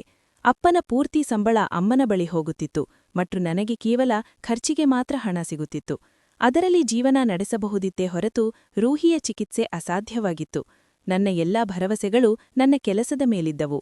ನಾನು ಹಗಲಿರುಳು ಓದುತ್ತಿದ್ದೆ. ಬೇಗ ಪದವಿ ಮುಗಿಸಿ ಕೆಲಸ ಹಿಡಿದು ರೂಹಿಯನ್ನು ನಗರದ ಅತ್ಯುತ್ತಮ ವೈದ್ಯರಿಗೆ ತೋರಿಸಬೇಕು ಎಂಬ ಹಠ ನನ್ನದಾಗಿತ್ತು. ಕೊನೆಗೂ ಪದವಿ ಮುಗಿಯುವ ದಿನ ಬಂದೇ ಬಿಟ್ಟಿತು. ಕೆಲವು ವಾರಗಳ ಹುಡುಕಾಟದ ನಂತರ ನಗರದ ಒಂದು ಒಳ್ಳೆಯ ಕಂಪನಿಯಲ್ಲಿ ನನಗೆ ಕೆಲಸ ಸಿಕ್ಕಿತು. ಅಪಾಯಿಂಟ್ಮೆಂಟ್ ಲೆಟರ್ ಸಿಕ್ಕಿದ ದಿನ ನನ್ನ ಸಂತೋಷಕ್ಕೆ ಪಾರವೇ ಇರಲಿಲ್ಲ. ನಾನು ಮನೆಗೆ ಬಂದು ಮೊದಲು ಈ ಸುದ್ದಿಯನ್ನು ರೂಹಿಗೆ ತಿಳಿಸಿದೆ. ಅವಳಿಗೆ ಅದರ ಪೂರ್ಣ ಅರ್ಥ ತಿಳಿಯದಿದ್ದರೂ ನನ್ನ ಖುಷಿ ನೋಡಿ ಅವಳು ಕೂಡ ಚಪ್ಪಾಳೆ ತಟ್ಟತೊಡಗಿದಳು. ಅಂದು ರಾತ್ರಿ ನಿದ್ದೆ ಮಾಡುತ್ತಿದ್ದ ರೂಹಿಯ ಮುಖವನ್ನು ನೋಡಿ ನನ್ನಲ್ಲೇ ವಾಗ್ದಾನ ಮಾಡಿಕೊಂಡೆ. ಇನ್ನು ಕೆಲವೇ ದಿನಗಳು ರೂಹಿ, ನನ್ನ ಮೊದಲ ಸಂಬಳ ಬಂದ ತಕ್ಷಣ ನಾವು ದೊಡ್ಡ ಡಾಕ್ಟರ್ ಹತ್ತಿರ ಹೋಗೋಣ. ನೀನು ಪೂರ್ತಿ ಗುಣಮುಖಳಾಗುತ್ತೀಯ. ನನಗೆ ಕೆಲಸ ಸಿಕ್ಕಿ 1 ತಿಂಗಳಾಗಿತ್ತು. ಮೊದಲ ಸಂಬಳ ಬರಲು ಇನ್ನು ಕೆಲವೇ ದಿನಗಳಷ್ಟೇ ಬಾಕಿಯಿತ್ತು. ನಾನು ನನ್ನ ವೈಯಕ್ತಿಕ ಖರ್ಚಿನಿಂದ ಸ್ವಲ್ಪ ಹಣವನ್ನು ಉಳಿಸುತ್ತಿದ್ದೆ, ಏಕೆಂದರೆ ರೂಹಿಗಾಗಿ ಒಂದು ಉಡುಗೊರೆ ಖರೀದಿಸಬೇಕೆಂಬ ಆಸೆ ನನಗಿತ್ತು. ಒಂದು ಸಂಜೆ ನಾನು ಅವಳಿಗೆ ಕೈಯಾರೆ ಊಟ ಮಾಡಿಸುತ್ತಿದ್ದೆ. ಅವಳು ತುಂಬಾ ಸಂತೋಷವಾಗಿ ಕಾಣುತ್ತಿದ್ದಳು. ಇದ್ದಕ್ಕಿದ್ದಂತೆ ಅವಳು ನನ್ನನ್ನು ನೋಡಿ ನಗುತ್ತಾ ಮುಗ್ಧತೆಯಿಂದ ಹೇಳಿದಳು, ಅರ್ಮಾನ್, ನೀವು ತುಂಬಾ ಒಳ್ಳೆಯವರು. ನನಗೆ ಗೊಂಬೆ ತಂದು ಕೊಡುತ್ತೀರಲ್ಲವೇ? ನನಗೊಂದು ಮುದ್ದಾದ ಗೊಂಬೆ ಬೇಕು. ಅವಳ ಈ ಬೇಡಿಕೆದೆ ನಾನು ಮುಗುಳ್ನಕ್ಕೆ. ಅವಳ ಆಸೆಗಳು ಅವಳಂತೆಯೇ ಸಣ್ಣವು ಮತ್ತು ಮುಗ್ಧವಾಗಿದ್ದವು. ನಾನು ಅವಳ 2 ಕೈಗಳನ್ನು ನನ್ನ ಕೈಗಳಲ್ಲಿ ಹಿಡಿದುಕೊಂಡು ಪ್ರೀತಿಯಿಂದ ಹೇಳಿದೆ, ನಿನಗೆ ಗೊಂಬೆ ಬೇಕಲ್ಲವೇ? ನಾನು ನಿನಗೆ ಇಂದೇ ಗೊಂಬೆ ತಂದು ಕೊಡುತ್ತೇನೆ. ನನ್ನ ಜೇಬಿನಲ್ಲಿ ಉಳಿದಿದ್ದ ಸುಮಾರು 100 ರೂಪಾಯಿಗಳು ನನ್ನ ಬಳಿಯಿದ್ದವು. ಅವಳ ಈ ಪುಟ್ಟ ಆಸೆಯನ್ನು ನಾನು ಖಂಡಿತ ಪೂರೈಸಬಲ್ಲೆ ಎಂದುಕೊಂಡೆ. ಅವಳ ಪ್ರತಿಯೊಂದು ಸಣ್ಣ ಆಸೆಯನ್ನು ಈಡೇರಿಸಬೇಕೆಂದು ನನ್ನ ಮನಸ್ಸು ಬಯಸುತ್ತಿತ್ತು. ಅವಳು ಖುಷಿಯಿಂದ ಸತ್ಯವಾಗಿಯೂ ಎಂದು ಕೇಳಿದಳು. ಅವಳ ಕಣ್ಣುಗಳು ಸಂತೋಷದಿಂದ ಹೊಳೆಯುತ್ತಿದ್ದವು. ನಾನು ಅವಳ ಧಾಟಿಯಲ್ಲೇ ಸತ್ಯವಾಗಿಯೂ ಎಂದೆ. ನಾವಿಬ್ಬರೂ ನಕ್ಕವು. ನಾನು ಅವಳನ್ನು ತಯಾರಿಸಿ ಮಾರುಕಟ್ಟೆಗೆ ಕರೆದೊಯ್ಯಲು ಮನೆಯಿಂದ ಹೊರಟೆವು. ಅಮ್ಮ ನಾನು ಅವಳ ಜೊತೆ ಹೋಗುವುದನ್ನು ನೋಡಿ ಮುಖ ಸಿಂಡರಿಸಿ ಬೇರೆಯೆಡೆಗೆ ತಿರುಗಿಕೊಂಡರು. ಆದರೆ ನಾನು ಅದನ್ನು ಲೆಕ್ಕಿಸದೆ ರೂಹಿಯ ಕೈಯನ್ನು ಗಟ್ಟಿಯಾಗಿ ಹಿಡಿದುಕೊಂಡೆ. ನಾನು ಅವಳನ್ನು ಮಾರುಕಟ್ಟೆಯ ಕಡೆಗೆ ಕರೆದೊಯ್ದೆ. ದಾರಿಯುದ್ದಕ್ಕೂ ಅವಳು ಪ್ರತಿಯೊಂದು ವಸ್ತುವನ್ನು ಬಹಳ ಆಶ್ಚರ್ಯ ಮತ್ತು ಕುತೂಹಲದಿಂದ ನೋಡುತ್ತಿದ್ದಳು. ಮಾರುಕಟ್ಟೆಯಲ್ಲಿ ವಿಪರೀತ ಜನಸಂದಣಿಯಿತ್ತು. ನಾನು ಅವಳನ್ನು ಒಂದು ಆಟಿಕೆ ಅಂಗಡಿಗೆ ಕರೆದೊಯ್ದೆ. ಅಲ್ಲಿನ ಬಣ್ಣಬಣ್ಣದ ಗೊಂಬೆಗಳನ್ನು ನೋಡಿ ಅವಳ ಕಣ್ಣುಗಳು ಅಗಲವಾದವು. ಅವಳು ಒಂದು ಗೊಂಬೆಯ ಮೇಲೆ ಬೆರಳಿಟ್ಟು ಖುಷಿಯಿಂದ ಕೂಗುತ್ತಿದ್ದಳು. ನಂತರ ಇನ್ನೊಂದರ ಕಡೆಗೆ ಸಜ್ಞೆ ಮಾಡುತ್ತಿದ್ದಳು. ಅಂತಿಮವಾಗಿ ಅವಳು ಕೆಂಪು ಫ್ರಾಕ್ ಧರಿಸಿದ್ದ ಒಂದು ಗೊಂಬೆಯನ್ನು ಇಷ್ಟಪಟ್ಟಳು. ನಾನು ಅಂಗಡಿಯವನ ಬಳಿ ಅದರ ಬೆಲೆ ಕೇಳಿದಾಗ ಆ ಬೆಲೆ ನನ್ನ ಜೇಬಿನಲ್ಲಿದ್ದ ಹಣಕ್ಕಿಂತ ಸ್ವಲ್ಪ ಹೆಚ್ಚಾಗಿತ್ತು. ನಾನು ಅಂಗಡಿಯವನೊಂದಿಗೆ ಚೌಕಾಸಿ ಮಾಡಲು ಶುರುಮಾಡಿದೆ. ಇದೇ ಸಮಯದಲ್ಲಿ ಕೆಲವು ಕ್ಷಣಗಳ ಕಾಲ ನನ್ನ ಗಮನ ಮತ್ತು ರೂಹಿಯ ಕೈಮೇಲಿನ ನನ್ನ ಹಿಡಿತ ತಪ್ಪಿಹೋಯಿತು. ಅಂಗಡಿಯವನು ಹೇಳಿದ, ಸರಿ ಸಾಹೇಬರೇ, ಇದೇ ಕೊನೆಯ ಬೆಲೆ. ನಾನು ಬೆಲೆ ನಿಶ್ಚಯಿಸಿ ಗೊಂಬೆ ಖರೀದಿಸಲು ಜೇಬಿನಿಂದ ಹಣ ತೆಗೆಯಲು ತಿರುಗಿದೆ. ಗೊಂಬೆಯನ್ನು ಕೈಯಲ್ಲಿ ಹಿಡಿದು ಖುಷಿಯಿಂದ ಅವಳ ಕಡೆಗೆ ತಿರುಗಿ ಹೇಳಿದೆ, ಇಗೋ ರೂಹಿ, ನನ್ನ ಮಾತುಗಳು ಗಂಟಲನ್ನೇ ಸಿಕ್ಕಹಾಕಿಕೊಂಡವು. ಅವಳು ನಿಂತಿದ್ದ ಜಾಗ ಈಗ ಖಾಲಿಯಾಗಿತ್ತು. ಒಂದು ಕ್ಷಣ ನನ್ನ ಹೃದಯ ಬಡಿತವನ್ನೇ ಮರೆತಂತಾಯಿತು. ರೂಹಿ ಎಂದು ಮೆಲ್ಲಗೆ ಕರೆದೆ. ಅವಳು ಅಂಗಡಿಯಲ್ಲೇ ಎಲ್ಲೋ ಇರಬಹುದು ಎಂದುಕೊಂಡೆ. ನಾನು ಅಂಗಡಿಯ ಒಳಗೆ ನೋಡಿದೆ, ಹೊರಗೆ ನೋಡಿದೆ, ಆದರೆ ಅವಳು ಎಲ್ಲೋ ಇರಲಿಲ್ಲ. ನನ್ನ ಎದೆಯಲ್ಲಿ ಭೀತಿಯ ಅಲೆಯೊಂದು ಹಾದುಹೋಯಿತು. ರೂಹಿ ಎಂದು ನಾನು ಜೋರಾಗಿ ಕೂಗುತ್ತಾ ಅಂಗಡಿಯಿಂದ ಹೊರಗೆ ಓಡಿದೆ. ನನ್ನ ಕಣ್ಣುಗಳು ಹುಚ್ಚನಂತೆ ಜನಸಂದಣಿಯಲ್ಲಿ ಅವಳನ್ನು ಹುಡುಕುತ್ತಿದ್ದವು. ಕೆಂಪು ಬಣ್ಣದ ಬಟ್ಟೆ ಧರಿಸಿದ್ದ ಅವಳು ಗುಂಪಿನಲ್ಲಿ ಎದ್ದು ಕಾಣಬೇಕಿತ್ತು, ಆದರೆ ಅವಳು ಎಲ್ಲಿಯೂ ಕಾಣಿಸುತ್ತಿರಲಿಲ್ಲ. ರೂಹಿ, ರೂಹಿ ಎಂದು ಕಿರುಚುತ್ತಾ ನಾನು ಇತ್ತತ್ತ ಓಡುತ್ತಿದ್ದೆ. ಜನ ನನ್ನನ್ನು ವಿಚಿತ್ರವಾಗಿ ನೋಡುತ್ತಿದ್ದರು. ನಾನು ಹಾದಿಹೋಕರನ್ನೆಲ್ಲ ಕೇಳುತ್ತಿದ್ದೆ, ಅಣ್ಣ, ಈ ಕಡೆ ಒಬ್ಬ ಹುಡುಗಿ ಹೋಗುವುದನ್ನು ನೋಡಿದ್ರಾ? ಕೆಂಪು ಬಣ್ಣದ ಬಟ್ಟೆ ಹಾಕಿದ್ದಾಳೆ. ಅವಳ ಮಾನಸಿಕ ಸ್ಥಿತಿ ಅಷ್ಟೊಂದು ಸರಿಯಿಲ್ಲ. ಆದ್ರೆ ಎಲ್ಲರೂ ಇಲ್ಲವೆಂಬಂತೆ ತಲೆಯಾಡಿಸುತ್ತಿದ್ದರು. ಒಬ್ಬ ವ್ಯಕ್ತಿ ಹೇಳಿದ, ಅವಳು ಆ ಕಡೆ ಹೋಗಿದ್ದಾಳೆ. ನಾನು ಅವನು ತೋರಿಸಿದ ದಾರಿಯಲ್ಲಿ ಓಡಿದೆ. ಗಲ್ಲಿಗಳಲ್ಲಿ, ಮಾರುಕಟ್ಟೆಯ ಮೂಲೆ ಮೂಲೆಗಳಲ್ಲಿ ಹುಡುಕಿದೆ. ಆದ್ರೆ ಅವಳು ಎಲ್ಲಿಯೂ ಸಿಗಲಿಲ್ಲ. ಸಮಯ ಉರುಳುತ್ತಿತ್ತು ಮತ್ತು ನನ್ನ ಭಯ ಭರಿಸಲಾಗದ ನೋವಾಗಿ ಬದಲಾಗುತ್ತಿತ್ತು. ಅವಳು ಬಹಳ ಮುಗ್ಧೆ, ಪ್ರಪಂಚದ ಕುತಂತ್ರಗಳ ಅರಿವಿಲ್ಲದವಳು. ಅವಳಿಗೆ ಏನಾದರೂ ಕೆಟ್ಟದಾಗದಿರಲಿ ಎಂಬ ಆಲೋಚನೆ ನನ್ನ ತಲೆಗೆ ಸುತ್ತಿಗೆಯಿಂದ ಹೊಡೆದಂತಾಗುತ್ತಿತ್ತು. ನಾನು ಮಾರುಕಟ್ಟೆಯಾದ್ಯಂತ ಹುಚ್ಚನಂತೆ ಓಡಾಡಿದೆ. ಕೈಯಲ್ಲಿ ಆ ಕೆಂಪು ಫ್ರಾಕ್ನ ಗೊಂಬೆಯನ್ನು ಹಿಡಿದಿದ್ದೆ. ಅದು ಈಗ ನನಗೆ ಪ್ರಪಂಚದ ಅತ್ಯಂತ ದುರದೃಷ್ಟಕರ ವಸ್ತುವಿನಂತೆ ಕಾಣುತ್ತಿತ್ತು. ನನ್ನ ಪ್ರಪಂಚ, ನನ್ನ ಜವಾಬ್ದಾರಿ ಆ ಮಾರುಕಟ್ಟೆಯ ಜನಜಂಗುಳಿಯಲ್ಲಿ ಎಲ್ಲೋ ಕಳೆದು ಹೋಗಿತ್ತು. ಸಮಯ ಸ್ತಬ್ಧವಾದಂತಾಗಿತ್ತು. ಮಾರುಕಟ್ಟೆಯ ಗದ್ದಲ, ಜನರ ಕಿರುಚಾಟ, ಗಾಡಿಗಳ ಹಾರ್ನ್ ಸದ್ದು ಎಲ್ಲವೂ ನನಗೆ ಅರ್ಥಹೀನವಾಗಿದ್ದವು. ನಾನು ಸುಸ್ತಾಗಿ ಸೋತು ಒಂದು ಕಡೆ ಕುಳಿತುಕೊಂಡೆ. ನನ್ನ ಕಣ್ಣುಗಳಿಂದ ನೀರು ಸುರಿಯುತ್ತಿತ್ತು. ಅಪ್ಪನಿಗೆ ಏನು ಉತ್ತರ ನೀಡಲಿ ಎಂದು ಯೋಚಿಸುತ್ತಿದ್ದೆ. ಅವರು ಏನೆಂದುಕೊಳ್ಳಬಹುದು? ಅವರ ಅಮಾನತ್ತನ್ನು ಕಾಪಾಡಲು ನನ್ನಿಂದ ಸಾಧ್ಯವಾಗಲಿಲ್ಲವಲ್ಲ. ಆದರೆ ಎಲ್ಲಕ್ಕಿಂತ ಹೆಚ್ಚಾಗಿ ಆ ಮುಗ್ಧ ಜೀವ ಈ ಕ್ರೂರ ಪ್ರಪಂಚದಲ್ಲಿ ಒಬ್ಬಂಟಿಯಾಗಿ ಏನು ಮಾಡುತ್ತಿರಬಹುದು, ಯಾವ ಸ್ಥಿತಿಯಲ್ಲಿರಬಹುದು ಎಂಬ ಆಲೋಚನೆ ನನ್ನ ಆತ್ಮವನ್ನೇ ಗಾಯಗೊಳಿಸುತ್ತಿತ್ತು. ಕೊನೆಗೂ ನಡುಗುವ ಕೈಗಳಿಂದ ಮೊಬೈಲ್ ತೆಗೆದು ಅಪ್ಪನಿಗೆ ಕರೆ ಮಾಡಿದೆ. ನನ್ನ ಧ್ವನಿ ಗಂಟಲಲ್ಲೇ ಅಡಗಿತ್ತು. ಹಲೋ, ಅಪ್ಪನ ಧ್ವನಿ ಕೇಳಿಸಿತು.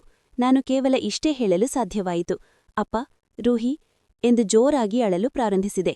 ಅಪ್ಪ ಕೇಳಿದರು, ಏನಾಯಿತು ಮಗನೇ, ಎಲ್ಲವೂ ಸರಿಯಿದೆಯಲ್ಲವೇ? ರೂಹಿಗೆ ಏನಾಗಿದ? ಅವರ ಧ್ವನಿಯಲ್ಲಿ ಗಾಬರಿಯಿತ್ತು. ನಾನು ಅಳುತ್ತಾ ಹೇಳಿದೆ, ಅಪ್ಪ, ಅವಳು ಮಾರುಕಟ್ಟೆಯಲ್ಲಿ ಎಲ್ಲೋ ಕಳೆದು ಹೋಗಿದ್ದಾಳೆ. ಅವಳು ಎಲ್ಲೂ ಸಿಗುತ್ತಿಲ್ಲ. ನಾನು ಎಲ್ಲಾ ಕಡೆ ಹುಡುಕಿದೆ. ಮೊಬೈಲ್ನ ಇನ್ನೊಂದು ಬದಿಯಲ್ಲಿ ಒಂದು ಕ್ಷಣ ಮೌನ ಆವರಿಸಿತು. ನಂತರ ಅಪ್ಪನ ದಣಿದ ಧ್ವನಿ ಕೇಳಿಸಿತು. ನೀನು ಅಲ್ಲೇ ಇರು, ನಾನೀಗಲೇ ಬರುತ್ತೇನೆ. ಸ್ವಲ್ಪ ಸಮಯದಲ್ಲಿ ಅಪ್ಪ ಅಲ್ಲಿಗೆ ಬಂದರು. ಅವರ ಮುಖ ಬಿಳಿಯಾಗಿತ್ತು.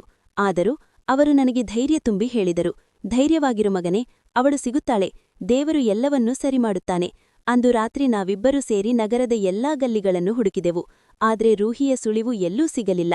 ಕೊನೆಗೆ ನಾವು ಹತ್ತಿರದ ಪೊಲೀಸ್ ಠಾಣೆಗೆ ಅವಳ ನಾಪತ್ತೆಯ ದೂರು ನೀಡಲು ಹೋದೆವು. ಅಲ್ಲಿ ಕುಳಿತಿದ್ದ ಇನ್ಸ್ಪೆಕ್ಟರ್ ನಾವು ಯಾವುದೋ ತಮಾಷೆ ಮಾಡಲು ಬಂದವರಂತೆ ನೋಡುತ್ತಿದ್ದ. ಅವನು ಕೇಳಿದ, ಹುಡುಗಿಯ ಹೆಸರೇನು? ನಾನು ಹೇಳಿದೆ, ರೂಹಿ. ವಯಸ್ಸು ಸುಮಾರು 20 ವರ್ಷ. ಅವನು ಕೇಳಿದ, ಫೋಟೋ ಇದೆಯೇ? ನಾನು ಇಲ್ಲವೆಂಬಂತೆ ತಲೆಯಾಡಿಸಿದೆ. ನನ್ನ ಬಳಿ ಅವಳ ಯಾವುದೇ ಭಾವಚಿತ್ರವಿರಲಿಲ್ಲ. ಆ ಕ್ಷಣ ನನಗೆ ನನ್ನ ಮೇಲೆಯೇ ಅತೀವ ದ್ವೇಷ ಉಂಟಾಯಿತು. ಇನ್ಸ್ಪೆಕ್ಟರ್ ಕೇಳಿದ, ಹೇಗಿದ್ದಾಳೆ ಅವಳು? ನಾನು ರೂಹಿಯ ಚಹರೆ ವಿವರಿಸಿದೆ. ಬೆಳ್ಳಗಿದ್ದಾಳೆ, ದೊಡ್ಡ ಕಣ್ಣುಗಳು, ಕೆಂಪು ಬಟ್ಟೆ ಧರಿಸಿದ್ದಾಳೆ ಎಂದು. ಇನ್ಸ್ಪೆಕ್ಟರ್ ರಿಜಿಸ್ಟರ್ನಲ್ಲಿ ಏನೋ ಬರೆಯುತ್ತಾ ಅಸಗ್ಯದಿಂಟ ಕೇಳಿದ, ಮಾನಸಿಕ ಸ್ಥಿತಿ ಹೇಗಿದೆ? ಯಾರ ಜೊತೆಯಾದರೂ ಓಡಿ ಹೋಗಿದ್ದಾಳೆ ಎಂದು ನನಗೆ ಅನ್ನಿಸುತ್ತಿದೆಯೇ? ಅವನ ಕೊನೆಯ ಪ್ರಶ್ನೆ ನನ್ನ ಎದೆಗೆ ಬಾಣದಂತೆ ನಾಟಿತು. ನಾನು ಕೋಪದಿಂದ ಕಿರುಚಿದೆ, ಅವಳ ಮಾನಸಿಕ ಸ್ಥಿತಿ ಸರಿಯಿಲ್ಲ. ಅವಳು ಒಂದು ಮಗುವಿನಂತೆ. ಅವಳು ಯಾರ ಜೊತೆಯೂ ಓಡಿ ಹೋಗಲು ಸಾಧ್ಯವಿಲ್ಲ. ಅಪ್ಪ ನನ್ನ ಹೆಗಳನ್ನು ಒತ್ತಿ ನನ್ನನ್ನು ಸಮಾಧಾನಪಡಿಸಲು ಸೂಚಿಸಿದರು. ನಾವು ದೂರು ದಾಖಲಿಸಿ ಭಾರವಾದ ಹೃದಯದೊಂದಿಗೆ ಮನೆಗೆ ಮರಳಿದೆವು. ಮನೆಗೆ ಬಂದಾಗ ಅಮ್ಮ ಎಚ್ಚರವಾಗಿದ್ದರು. ನಾವು ಖಾಲಿ ಕೈಯಲ್ಲಿ ಬಂದಿದ್ದನ್ನು ನೋಡಿ ಅವರ ಮುಖದಲ್ಲಿ ಮೂಡಿದ ಸಣ್ಣ ನೆಮ್ಮದಿಯ ಛಾಯೆ ನನ್ನ ಕಣ್ಣಿನಿಂದ ತಪ್ಪಿಸಿಕೊಳ್ಳಲಿಲ್ಲ. ಅವರು ಹೀಯಾಳಿಸುತ್ತಾ ಹೇಳಿದರು, ಬಂದ್ರ, ಸಿಕ್ಕಳ ನಿಮ್ಮ ಹುಚ್ಚಿ ಹೆಂಡತಿ? ನಂತರ ಮುಂದುವರಿಸಿ, ನಾನು ಮೊದಲೇ ಹೇಳಿದ್ದೆ, ಇದೊಂದು ಉಪದ್ರವ ಅಂತ. ಅವಳೇ ಹೋಗಿದ್ದಾಳೆ. ಸಾಕು, ನಮ್ಮ ಪೀಡೆ ತೊಲಗಿತು ಎಂದರು. ಅಮ್ಮ, ದಯವಿಟ್ಟು ದೇವರಿಗೆ ಹೆದರಿ. ಅವಳು ನನ್ನ ಹೆಂಡತಿ, ನಿಮ್ಮ ಸೊಸೆ. ನೀವು ಹೀಗೆ ಹೇಗೆ ಮಾತನಾಡಲು ಸಾಧ್ಯ ಎಂದು ಕೇಳಿದೆ. ಅವರು ತಣ್ಣನೆ ಧ್ವನಿಯಲ್ಲಿ ಹೇಳಿದರು, ಸೊಸೆ ಅಲ್ಲ, ಅವಳು ಒಂದು ಉಪದ್ರವವಾಗಿದ್ದಳು. ಆ ಉಪದ್ರವ ತಾನಾಗಿ ದೂರವಾಯಿತು. ಒಳ್ಳೆಯದೇ ಆಯಿತು. ಇಷ್ಟು ಹೇಳಿ ಅವರು ತಮ್ಮ ಕೋಣೆಗೆ ಹೊರಟು ಹೋದರು. ನಾನು ಅಲ್ಲಿಯೇ ಬಾಗಿಲ ಬಳಿ ಕುಸಿದು ಬಿದ್ದೆ. ಅಪ್ಪ ನನ್ನನ್ನು ಆಸರೆ ನೀಡಿ ಮೇಲೆಬ್ಬಿಸಿದರು. ಅಂದು ರಾತ್ರಿ ಆ ಮನೆಯಲ್ಲಿ ಯಾರೂ ಮಲಗಿರಲಿಲ್ಲ. ನಾನು, ಅಪ್ಪ ಮತ್ತು ನಮ್ಮ ದುಃಖ, ನಾವೆಲ್ಲರೂ ಎಚ್ಚರವಾಗಿಯೇ ಇದ್ದೆವು. ಮುಂದಿನ ಕೆಲವು ತಿಂಗಳುಗಳು ಇದೇ ತಳ್ಳಣದಲ್ಲಿ ಕಳೆದುಹೋದವು. ನಾನು ನನ್ನ ಕೆಲಸದ ಬಗ್ಗೆ ಸ್ವಲ್ಪವೂ ತಲೆಕೆಡಿಸಿಕೊಳ್ಳಲಿಲ್ಲ. ಇಡೀ ದಿನ ನಗರದ ರಸ್ತೆಗಳಲ್ಲಿ, ಬಸ್ ನಿಲ್ದಾಣಗಳಲ್ಲಿ, ರೈಲ್ವೆ ಸ್ಟೇಷನ್ಗಳಲ್ಲಿ ಎಲ್ಲಿ ಅನಾಥರು ಸಿಗಬಹುದು ಎಂದು ಅಂದುಕೊಳ್ಳುತ್ತೇನೋ ಅಲ್ಲೆಲ್ಲಾ ಅಲೆದಾಡುತ್ತಿದ್ದೆ. ನಾನು ರೂಹಿಯನ್ನು ಹುಡುಕುತ್ತಲೇ ಇದ್ದೆ. ಪತ್ರಿಕೆಯಲ್ಲೂ ಈ ಬಗ್ಗೆ ಜಾಹೀರಾತು ನೀಡಿದ್ದೆ. ಆದರೆ ಎಲ್ಲಿಂದಲೂ ಒಂದೇ ಒಂದು ಫೋನ್ ಕರೆ ಬರಲಿಲ್ಲ. ಕೆಲಸಕ್ಕೆ ನಾನು ಸರಿಯಾಗಿ ಹೋಗದ ಕಾರಣ ಅಂತಿಮವಾಗಿ ನನಗೆ ನೋಟಿಸ್ ನೀಡಲಾಯಿತು ಮತ್ತು ಕೆಲಸದಿಂದ ತೆಗೆದುಹಾಕಲಾಯಿತು. ಆದರೆ ಈ ಬಗ್ಗೆ ನನಗೆ ಕಿಂಚಿತ್ತೂ ಬೇಸರವಿರಲಿಲ್ಲ. ನನ್ನ ಪ್ರಪಂಚವೇ ಈಗಾಗಲೇ ಲೂಟಿಯಾಗಿ ಹೋಗಿತ್ತು. ರೂಹಿಯಿಂದಾಗಿ ನನ್ನ ಕೆಲಸ ಹೋಯ್ತಲ್ಲ ಎಂದು ಅಮ್ಮನಿಗೆ ಖುಷಿಯಾಗಿತ್ತು. ಈಗಲಾದರೂ ನಾನು ಅವರ ಮಾತು ಕೇಳಿ 2ನೇ ಮದುವೆಯಾಗುತ್ತೇನೆ ಎಂದು ಅವರು ಭಾವಿಸಿದ್ದರು. ಅವರು ಹಲವು ಬಾರಿ ಈ ವಿಷಯದ ಬಗ್ಗೆ ನನ್ನೊಂದಿಗೆ ಮಾತನಾಡಲು ಪ್ರಯತ್ನಿಸಿದರು. ಆದರೆ ನಾನು ಮದುವೆಯಾಗುವುದಿಲ್ಲ ಎಂದು ಅವರಿಗೆ ಸ್ಪಷ್ಟವಾಗಿ ನಿರಾಕರಿಸಿದೆ. ರೂಹಿ ಖಂಡಿತ ಸಿಗುತ್ತಾಳೆ ಎಂಬ ಭರವಸೆ ನನಗಿತ್ತು. ನಾನು ನನ್ನ ಪ್ರಯತ್ನವನ್ನು ಬಿಡಲಿಲ್ಲ. ಎಲ್ಲಿಗೆ ಹೋದರೂ ನನ್ನ ಕಣ್ಣುಗಳು ಆ ಜನಸಂದಣಿಯಲ್ಲಿ ಆ ಮುಗ್ಧ ಮುಖವನ್ನೇ ಹುಡುಕುತ್ತಿದ್ದವು. ಮದುವೆಯಾಗುವಾಗ ಕೇವಲ ತಂದೆಯ ಇಚ್ಛೆಯನ್ನು ಪೂರೈಸಲು ನಾನು ಒಪ್ಪಿದ್ದೆ. ಆದರೆ ಅವಳೊಂದಿಗೆ ಕಳೆದ ಕೆಲವು ತಿಂಗಳುಗಳು ನನ್ನ ಹೃದಯದಲ್ಲಿ ಅವಳಿಗಾಗಿ ಒಂದು ಪವಿತ್ರ ಸ್ಥಾನವನ್ನು ಸೃಷ್ಟಿಸಿದ್ದವು. ಅವಳು ಕೇವಲ ನನ್ನ ಜವಾಬ್ದಾರಿಯಾಗಿರಲಿಲ್ಲ, ನನ್ನ ಪ್ರೀತಿಯಾಗಿದ್ದಳು. ಆದರೆ ಸಮಯ ಯಾರಿಗಾಗಿಯೂ ಕಾಯುವುದಿಲ್ಲ. ದಿನಗಳು ವಾರಗಳಾದವು, ವಾರಗಳು ತಿಂಗಳುಗಳಾದವು. ರೂಹಿಯ ಯಾವುದೇ ಸುಳಿವು ಸಿಗಲಿಲ್ಲ. ಅವಳು ಇದ್ದಕ್ಕಿದ್ದಂತೆ ಮಾಯವಾಗಿದ್ದಳು. ನನ್ನ ಕೋಣೆಯಲ್ಲಿದ್ದ ಆ ಕೆಂಪು ಫ್ರಾಕ್ನ ಗೊಂಬೆ ಪ್ರತಿದಿನ ನನ್ನ ಸೋಲು ಮತ್ತು ನನ್ನ ನಿರ್ಲಕ್ಷ್ಯವನ್ನು ನನಗೆ ನೆನಪಿಸುತ್ತಿತ್ತು. ನಾನು ಒಳಗೊಳಗೆ ಕುಸಿಯುತ್ತಿದ್ದೆ. ರೂಹಿ ಕಾಣೆಯಾಗಿ ಹಲವು ವರ್ಷಗಳು ಕಳೆದವು. ಸಮಯ ಎಂಬುದು ಎಂತಹ ಗಾಯವನ್ನು ಮಾಸುವಂತೆ ಮಾಡುವ ಮದ್ದೆಂದು ಹೇಳುತ್ತಾರೆ. ಆದರೆ ರೂಹಿಯ ಅಗಲಿಕೆಯ ದುಃಖ ನನ್ನ ಹೃದಯದಲ್ಲಿ ಆಳವಾದ ಗಾಯವಾಗಿ ಉಳಿದಿತ್ತು. ಅದು ದಿನ ಕಳೆದಂತೆ ಹೆಚ್ಚು ನೋವು ನೀಡುತ್ತಿತ್ತು. ಅಪ್ಪನ ಒತ್ತಾಯದ ಮೇರೆಗೆ ಮತ್ತು ಮನೆಯ ಜವಾಬ್ದಾರಿಗಳನ್ನು ಹೊರಲು ನಾನು ಹೊಸ ಕೆಲಸವೊಂದನ್ನು ಆರಂಭಿಸಿದೆ. ಆದರೆ ನನ್ನ ಆತ್ಮ ಇಂದಿಗೂ ಆ ಗಲ್ಲಿಗಳಲ್ಲಿ ಅಲೆಯುತ್ತಿತ್ತು. ಎಲ್ಲಿ ನಾನು ರೂಹಿಯನ್ನು ಕಳೆದುಕೊಂಡಿದ್ದೆನೋ ಅಲ್ಲಿ. ನನ್ನ ಜೀವನ ಒಂದು ಯಂತ್ರದಂತಾಗಿತ್ತು. ಬೆಳಿಗ್ಗೆ ಏಳುವುದು, ಆಫೀಸ್ಗೆ ಹೋಗುವುದು, ಸಂಜೆ ಸುಸ್ತಾಗಿ ಮನೆಗೆ ಮರಳುವುದು ಮತ್ತು ನನ್ನ ಖಾಲಿ ಕೋಣೆಯ ಏಕಾಂತದಲ್ಲಿ ನನ್ನನ್ನು ನಾನು ಕಳೆದುಕೊಳ್ಳುವುದು. ಆ ಕೆಂಪು ಫ್ರಾಕ್ನ ಗೊಂಬೆ ಇಂದಿಗೂ ನನ್ನ ಮೇಜಿನ ಮೇಲೆ ಹಾಗೆಯೇ ಇತ್ತು. ಅದು ಪ್ರತಿ ಕ್ಷಣವೂ ನನ್ನ ನಿರ್ಲಕ್ಷ್ಯವನ್ನು ಹೀಯಾಳಿಸುತ್ತಿತ್ತು. ನಾನು ಅದೆಷ್ಟೋ ರಾತ್ರಿಗಳು ಎದ್ದು ಆ ಗೊಂಬೆಯೊಂದಿಗೆ ಮಾತನಾಡುತ್ತಿದ್ದೆ. ಎಲ್ಲಿದ್ದೀಯ ರೂಹಿ? ನೀನು ಬದುಕಿದ್ದೀಯಾ, ನಿನಗೆ ನನ್ನ ನೆನಪಾಗುತ್ತಿದೆಯೇ ಎಂದು ಕೇಳುತ್ತಿದ್ದೆ. ಆದ್ರೆ ಉತ್ತರವಾಗಿ ಕೇವಲ ಮೌನವಿರುತ್ತಿತ್ತು. ಈ ನಡುವೆ ಅಪ್ಪನ ಆರೋಗ್ಯ ತೀವ್ರವಾಗಿ ಕ್ಷೀಣಿಸಿತು. ರೂಹಿಯ ದುಃಖ ಅವರನ್ನು ಒಳಗಿನಿಂದಲೇ ತಿಂದುಹಾಕಿತ್ತು. ಅವರು ಹೆಚ್ಚಾಗಿ ಮೌನವಾಗಿ ಎಲ್ಲೋ ನೋಡುತ್ತಾ ಕುಳಿತಿರುತ್ತಿದ್ದರು. ಅವರು ಕೂಡ ನನ್ನಷ್ಟೇ ನೋವಿನಲ್ಲಿದ್ದಾರೆ ಎಂದು ನನಗೆ ತಿಳಿದಿತ್ತು. ಅವರು ತಮ್ಮ ನೋವನ್ನು ನನ್ನೊಂದಿಗೆ ಹಂಚಿಕೊಳ್ಳುತ್ತಿರಲಿಲ್ಲ, ಆದರೆ ಅವರ ದಣಿದ ಕಣ್ಣುಗಳು ಎಲ್ಲವನ್ನೂ ಹೇಳುತ್ತಿದ್ದವು. ಒಂದು ರಾತ್ರಿ ಅವರ ಆರೋಗ್ಯ ತುಂಬಾ ಹದಗೆಟ್ಟಾಗ ನಾನು ಅವರ ಪಕ್ಕ ಕುಳಿತು ಅವರ ಕಾಲುಗಳನ್ನು ಒತ್ತುತ್ತಿದ್ದೆ. ಅವರು ನನ್ನ ಕೈ ಹಿಡಿದುಕೊಂಡರು. ಅವರ ಧ್ವನಿ ಬಹಳ ಕ್ಷೀಣವಾಗಿತ್ತು. ಅವರು ಹೇಳಿದರು, ಮಗನೇ, ನಾನು ನಿನ್ನ ಮೇಲೆ ದೊಡ್ಡ ಹೊರೆಯನ್ನು ಹೇರಿಬಿಟ್ಟೆ. ಅವರ ಕಣ್ಣಲ್ಲಿ ನೀರಿತ್ತು. ನನ್ನ ಸಹೋದರನ ಮೇಲಿನ ಪ್ರೀತಿಗಾಗಿ ನಾನು ನನ್ನ ಮಗನ ಜೀವನವನ್ನೇ ಪಣಕ್ಕಿಟ್ಟೆ. ನನ್ನನ್ನು ಕ್ಷಮಿಸಿಬಿಡು ಮಗನೇ. ನಾನು ಅವರ ಕೈಮೇಲೆ ಕೈಯಿಟ್ಟು ಹೇಳಿದೆ, ಹಾಗೆನ್ನಬೇಡಿಯಪ್ಪ, ನೀವು ಮಾಡಿದ್ದು ಸರಿಯಾಗಿತ್ತು. ರೂಹಿ ನನಗೆ ಹೊರೆಯಾಗಿರ್ಲಿಲ್ಲ. ಅವಳು ನನ್ನ ಜೀವನದ ಅತಿದೊಡ್ಡ ಸಂತೋಷವಾಗಿದ್ದಳು. ಕೇವಲ ಅವಳನ್ನು ನಾನು ಸರಿಯಾಗಿ ನೋಡಿಕೊಳ್ಳಲು ಸಾಧ್ಯವಾಗಲಿಲ್ಲ. ಅಪ್ಪ ದೀರ್ಘವಾಗಿ ನಿಟ್ಟುಸಿರುಬಿಟ್ಟರು. ಹೇಳಿದರು, ಅವಳು ಎಲ್ಲೇ ಇದ್ದರೂ ದೇವರು ಅವಳನ್ನು ಸುಖವಾಗಿಟ್ಟಿರುತ್ತಾನೆ ಎಂಬ ನಂಬಿಕೆ ನನಗಿದೆ. ನೀನು ನಿನ್ನ ಜವಾಬ್ದಾರಿಯನ್ನು ಬಹಳ ಚೆನ್ನಾಗಿ ನಿಭಾಯಿಸಿದೆ. ನಿನ್ನ ಬಗ್ಗೆ ನನಗೆ ಹೆಮ್ಮೆಯಿದೆ. ಇವು ಅವರಾಡಿದ ಕೊನೆಯ ಮಾತುಗಳು. ಆ ರಾತ್ರಿಯ ನಂತರ ಅವರು ಮತ್ತೆಂದೂ ನನ್ನೊಂದಿಗೆ ಮಾತನಾಡಲಿಲ್ಲ. ಕೆಲವು ದಿನಗಳ ಆಸ್ಪತ್ರೆಯ ಚಿಕಿತ್ಸೆಯ ನಂತರ ಅವರು ನಮ್ಮನ್ನಗಲಿ ಹೋದರು. ಅಪ್ಪನ ಸಾವು ನನ್ನನ್ನು ಸಂಪೂರ್ಣವಾಗಿ ಒಡೆದು ಹಾಕಿತು. ಈ ಮನೆಯಲ್ಲಿದ್ದ ನನ್ನ ಏಕೈಕ ಬೆಂಬಲವೂ ನಲಿವಾಗ ಹೋಯಿತು. ಅಮ್ಮ ಮತ್ತು ಅಕ್ಕಂದಿರು ಕೆಲವು ದಿನಗಳ ಕಾಲ ದುಃಖಿಸಿದರು, ಆದರೆ ನಂತರ ಮತ್ತೆ ಸಂಸಾರದ ಮಾತುಗಳು ಶುರುವಾದವು. ಅಪ್ಪ ಹೋದ ನಂತರ ಅಮ್ಮನಿಗೆ ನನ್ನ ಮದುವೆಯ ಬಗ್ಗೆ ಒತ್ತಡ ಹೆಚ್ಚಾಯಿತು. ಒಂದು ದಿನ ಅವರು ನನ್ನ ಕೋಣೆಗೆ ಬಂದು ಹೇಳಿದರು, ಅರ್ಮಾನ್, ಇನ್ನು ಸಾಕು. ಆ ಹುಚ್ಚಿಯ ಹೆಸರಿನಲ್ಲಿ ಇನ್ನೆಷ್ಟು ದಿನ ನಿನ್ನ ಜೀವನ ಹಾಳು ಮಾಡಿಕೊಳ್ಳುತ್ತೀಯಾ? ನಿನ್ನ ತಂದೆಯೂ ಹೋದರು. ಈಗ ಈ ಮನೆಗೆ ಒಬ್ಬ ಹೆಣ್ಣಿನ ಅವಶ್ಯಕತೆಯಿದೆ. ನನ್ನ ಮಾತು ಕೇಳಿ ಮದುವೆಯಾಗು. ನಾನು ಮೇಜಿನ ಮೇಲಿದ್ದ ಗೊಂಬೆಯನ್ನು ನೋಡುತ್ತಾ ಹೇಳಿದೆ, ಅಮ್ಮ, ರೂಹಿ ಕೇವಲ ಹುಚ್ಚಿಯಲ್ಲ, ಅವಳು ನನ್ನ ಹೆಂಡತಿ. ಅವಳು ಬದುಕಿದ್ದಾಳೋ ಇಲ್ಲವೋ ಎಂಬ ಖಚಿತ ಮಾಹಿತಿ ಸಿಗುವವರೆಗೆ ಅವಳೇ ನನ್ನ ಪತ್ನಿಯಾಗಿರುತ್ತಾಳೆ. ನಾನು ಇನ್ನೊಂದು ಮದುವೆಯಾಗಲು ಸಾಧ್ಯವಿಲ್ಲ. ಅಮ್ಮ ನಿರ್ದಯವಾಗಿ ಹೇಳಿದ್ರು, ಮಗನೇ, ಅವಳಿಷ್ಟೊತ್ತಿಗೆ ಸತ್ತಿರಬಹುದು. ಇಷ್ಟು ವರ್ಷಗಳ ನಂತರ ಅವಳೆಲ್ಲಿದ್ದಾಳೆ ಎಂದು ನಿನಗೆ ಹೇಗೆ ಗೊತ್ತು? ನಾನು ಹೇಳಿದೆ, ಅವಳು ಸತ್ತಿದ್ದರೂ ಕೂಡ ನಾನು ಇನ್ನೊಬ್ಬರಿಗೆ ಅವಳ ಸ್ಥಾನ ನೀಡಲು ಸಾಧ್ಯವಿಲ್ಲ. ದಯವಿಟ್ಟು ಈ ವಿಷಯದ ಬಗ್ಗೆ ನನ್ನೊಂದಿಗೆ ಮತ್ತೆ ಮಾತನಾಡಬೇಡಿ. ನನ್ನ ಈ ಹಠಕ್ಕೆ ಅಮ್ಮ ಕೋಪದಿಂದ ಕೋಣೆಯಿಂದ ಹೊರಟು ಹೋದರು. ಸಮಯ ಉರುಳುತ್ತಿತ್ತು. ನಾನು ನನ್ನನ್ನು ಸಂಪೂರ್ಣವಾಗಿ ಕೆಲಸದಲ್ಲಿ ತೊಡಗಿಸಿಕೊಂಡೆ.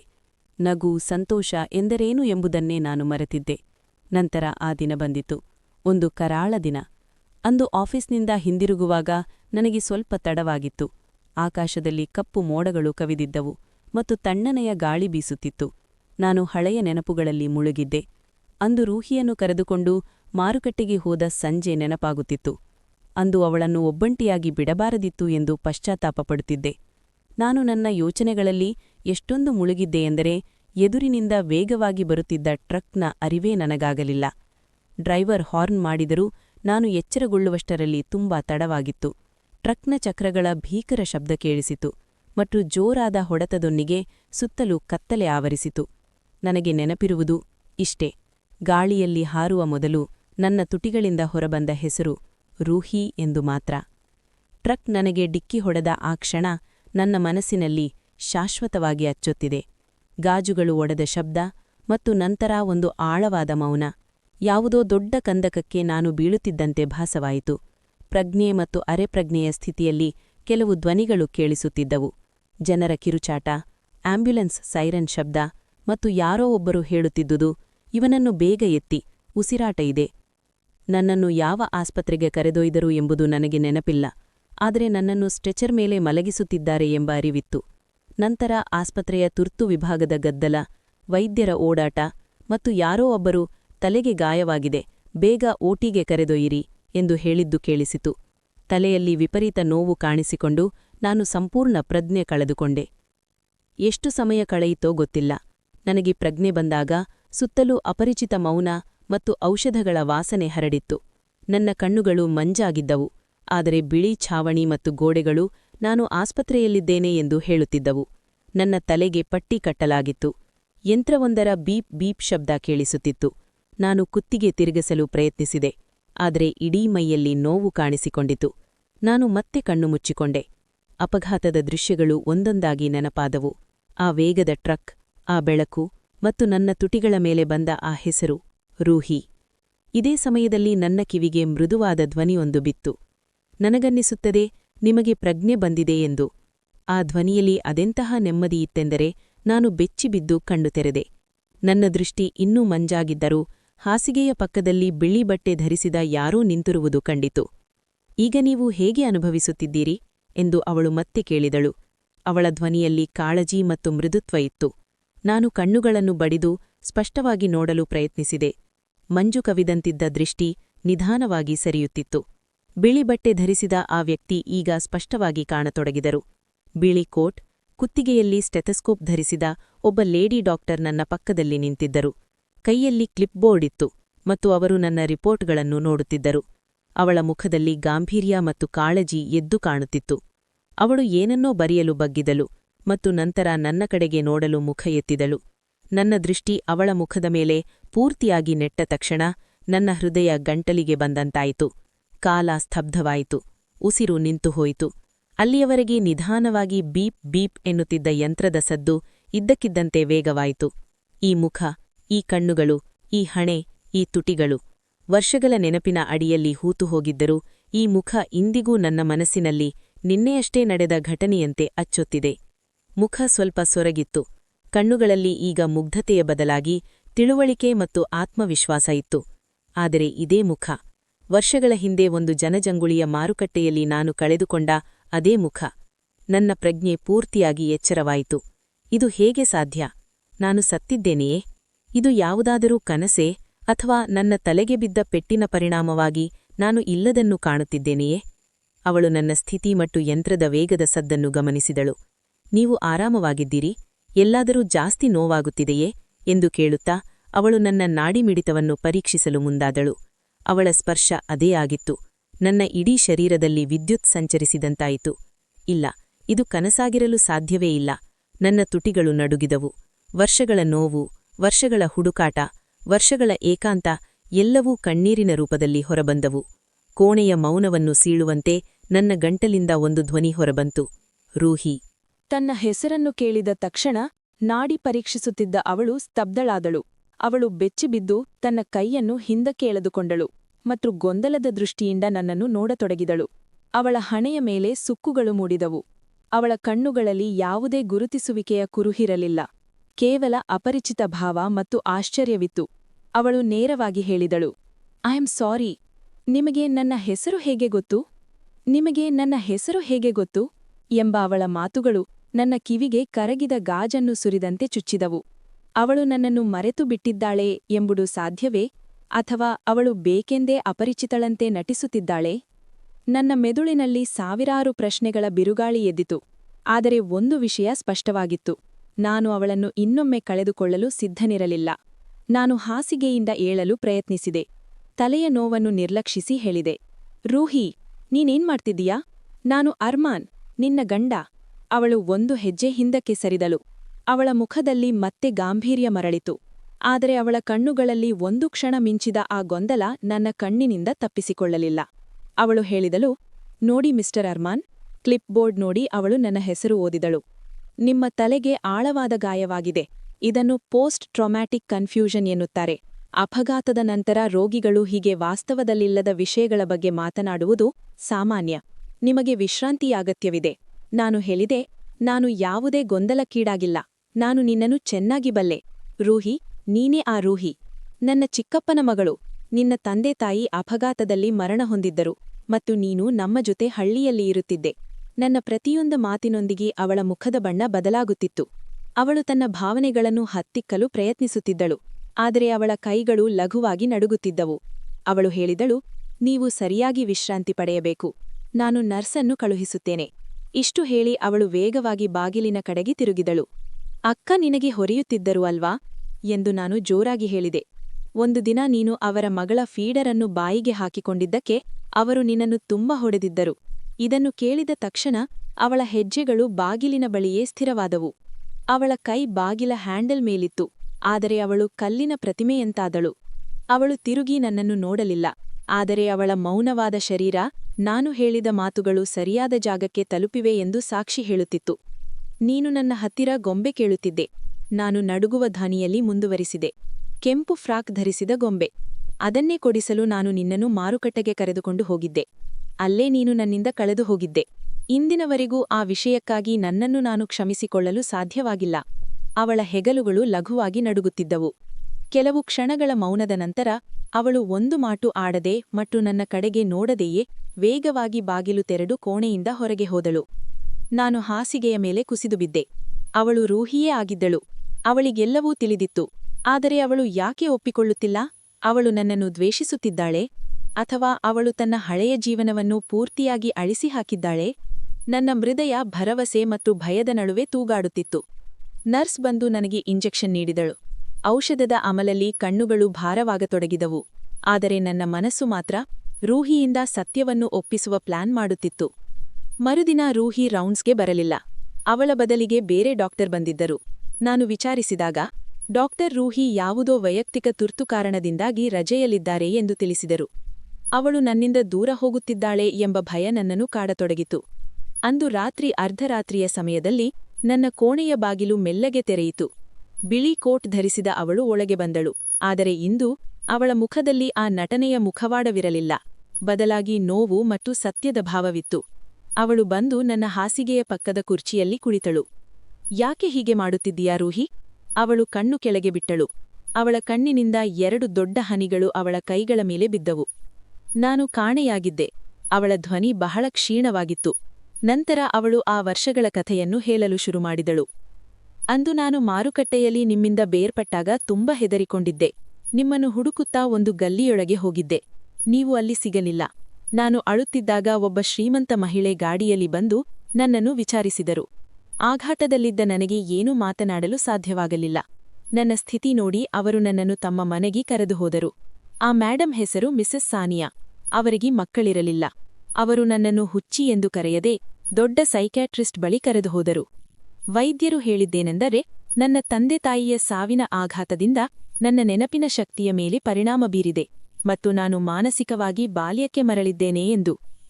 ಮಿಸೆಸ್ ಸಾನಿಯಾ ಅವರ ಪ್ರೀತಿ ಮತ್ತು ಸರಿಯಾದ ಚಿಕಿತ್ಸೆಯಿಂದ ನಾನು ನಿಧಾನವಾಗಿ ಗುಣಮುಖನಾದೆ. ನನಗೆ ಎಲ್ಲವೂ ನೆನಪಾಗತೊಡಗಿತು. ನಮ್ಮ ಮನೆ, ಅಪ್ಪ ಅಮ್ಮ, ಹಳ್ಳಿಯ ಜೀವನ, ಅತ್ತೆಯ ಕಾಟ ಮತ್ತು ನೀವು. ನಿಮ್ಮೊಂದಿಗೆ ನನ್ನ ಮದುವೆ ಆಗಿದ್ದು ನನಗೆ ನೆನಪಾಯಿತು. ನಾನು ವೇದನೆಯಿಂದ ಕೇಳಿದೆ, ಹಾಗಾದ್ರೆ ನೀನು ವಾಪಸ್ ಯಾಕೆ ಬರ್ಲಿಲ್ಲ? ನಾನು ನಿನ್ನನ್ನು ಎಷ್ಟು ಹುಡುಕಿದೆ ಎಂದು ನಿನಗೆ ಗೊತ್ತೇ? ಅವಳು ಅಳುತ್ತಾ ಹೇಳಿದ್ಲು. ನಾನು ಬರ್ಬೇಕೆಂದುಕೊಂಡಿದ್ದೆ. ಆದ್ರೆ ಅತ್ತೆಯ ಆ ದ್ವೇಷದ ಮುಖ ನನಗೆ ನೆನ್ಪಾಯ್ತು. ಇಷ್ಟು ವರ್ಷಗಳಲ್ಲಿ ನೀವಿನ್ನೊಂದು ಮದುವೆಯಾಗಿ ಸುಖವಾಗಿರ್ತೀರಿ. ನನ್ನಂತ ಒಬ್ಬ ಹುಚ್ಚಿ ಹುಡುಗಿ ಮತ್ತೆ ನಿಮ್ಮ ಜೀವನಕ್ಕೆ ಬಂದು ಅದನ್ನ ಹಾಳು ಮಾಡಬಾರದು ಎಂದುಕೊಂಡೆ. ನಾನ್ ನಿಮ್ಗೆ ಅವಮಾನದ ಕಾರಣವಾಗಲು ಇಷ್ಟಪಡ್ಲಿಲ್ಲ. ಅದಕ್ಕೆ ಡಾಕ್ಟರ್ ಆಗಿ ನನ್ನ ಹೊಸ ಜೀವನವನ್ನು ಸಾನಿಯಾ ಮೇಡಂ ನೀಡಿದ ಹೆಸರಿನೊಂದಿಗೆ ಮುಂದುವರೆಸಿದೆ. ಆದ್ರೆ ವಿಧಿಯಾಟ ನೋಡಿ, ನೀವು ನನ್ನದೇ ಆಸ್ಪತ್ರೆಗೆ ರೋಗಿಯಾಗಿ ಬಂದಿದ್ದೀರಿ. ಮತ್ತು ಪ್ರೀತಿ, ನಾನು ನೋವಿನ ಧ್ವನಿಯಲ್ಲಿ ಕೇಳಿದೆ. ನಾನ್ ನಿನ್ನನ್ನು ಎಷ್ಟು ಪ್ರೀತಿಸುತ್ತಿದ್ದೆ ಎಂದು ನೀನು ಒಂದು ಬಾರಿಯೂ ಯೋಚಿಸಲಿಲ್ಲವೇ? ನಾನೂ ಪ್ರೀತಿಸುತ್ತಿದ್ದೆ ಎಂದು ಅವಳು ಬಿಕ್ಕಳಿಸುತ್ತಾ ಹೇಳಿದ್ಲು.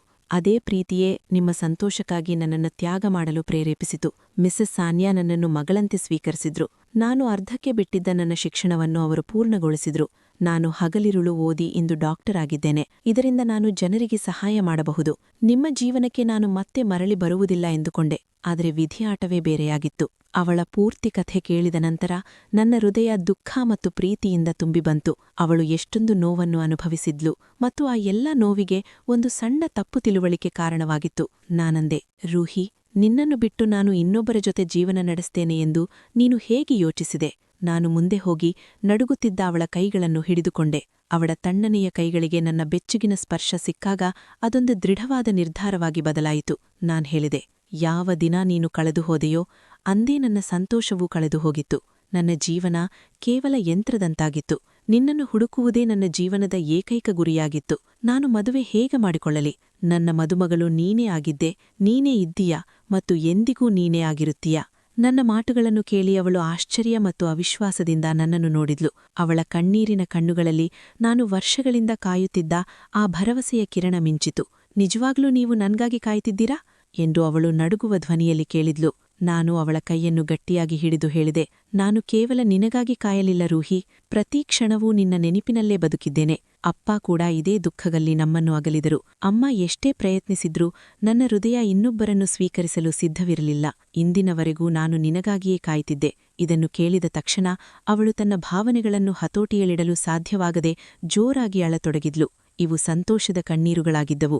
ಅವಳು ಅಳುತ್ತಿದ್ದಂತೆ ನಾನು ಮೌನವಾಗಿ ಅವಳ ಕೈ ಹಿಡಿದು ಅವಳ ಎಲ್ಲಾ ನೋವು ಕಣ್ಣೀರಿನ ರೂಪದಲ್ಲಿ ಹೊರಗೋಗಲು ಅವಕಾಶ ನೀಡಿದೆ. ಅವಳ ಅಳು ಸ್ವಲ್ಪ ಕಡಿಮೆಯಾದಾಗ ನಾನು ಮೃದುವಾಗಿ ಹೇಳಿದೆ, ಇನ್ನೂ ಅಳಬಾರದು. ಈಗ ನೀನು ನನ್ನ ಜೊತೆಗಿದ್ದೀಯಾ, ನನ್ನ ಜೊತೆ ಮನೆಗೆ ಬರ್ತೀಯಾ, ನಿನ್ನ ಸ್ಥಾನ ನನ್ನ ಮನೆಯಲ್ಲಿದೆ.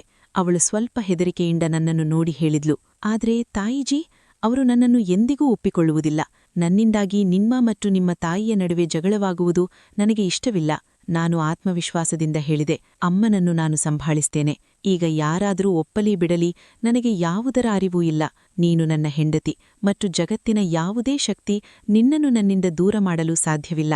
ಅವಳ ಮುಖದಲ್ಲಿ ನೆಮ್ಮದಿ ಮೂಡಿತು. ಮರುದಿನ ಆಸ್ಪತ್ರೆಯಿಂದ ಡಿಸ್ಚಾರ್ಜ್ ಆದ ನಂತರ ರೂಹಿ ಮೊದಲು ಮಿಸೆಸ್ ಸಾನ್ಯಾ ಅವರಿಗೆ ಫೋನ್ ಮಾಡಿದ್ಲು. ನಾನು ಅವಳ ಪಕ್ಕದಲ್ಲೇ ನಿಂತಿದ್ದೆ. ಅವಳು ಅವರಿಗೆ ಹೇಳಿದ್ಲು, ಅರ್ಮಾನ್ ನನಗೆ ಸಿಕ್ಕಿದ್ದಾರೆ. ಅವಳ ಧ್ವನಿಯಲ್ಲಿ ಸಂತೋಷ ತುಂಬಿ ತುಳುಕುತ್ತಿತ್ತು. ಹೌದು, ಅರ್ಮಾನ್ ಇದುವರೆಗೆ ಮದುವೆಯಾಗಿಲ್ಲ. ಅವರು ನನಗಾಗಿಯೇ ಕಾಯುತ್ತಿದ್ದರು. ಫೋನಿನ ಇನ್ನೊಂದು ಬದಿಯಿಂದ ಮಿಸೆಸ್ ಸಾನ್ಯಾ ಅವರ ಮಮತೆಯ ಧ್ವನಿ ಕೇಳಿಸಿತು. ಮಗಳೇ, ನಾನು ನಿನಗೆ ಹೇಳಿರಲಿಲ್ಲವೇ, ಸತ್ಯವಾದ ಪ್ರೀತಿ ಎಂದಿಗೂ ವ್ಯರ್ಥವಾಗುವುದಿಲ್ಲ ಎಂದು. ನಿನ್ನ ನಿಜವಾದ ಸಂತೋಷ ನಿನ್ನ ಪತಿಯೊಂದಿಗಿದೆ.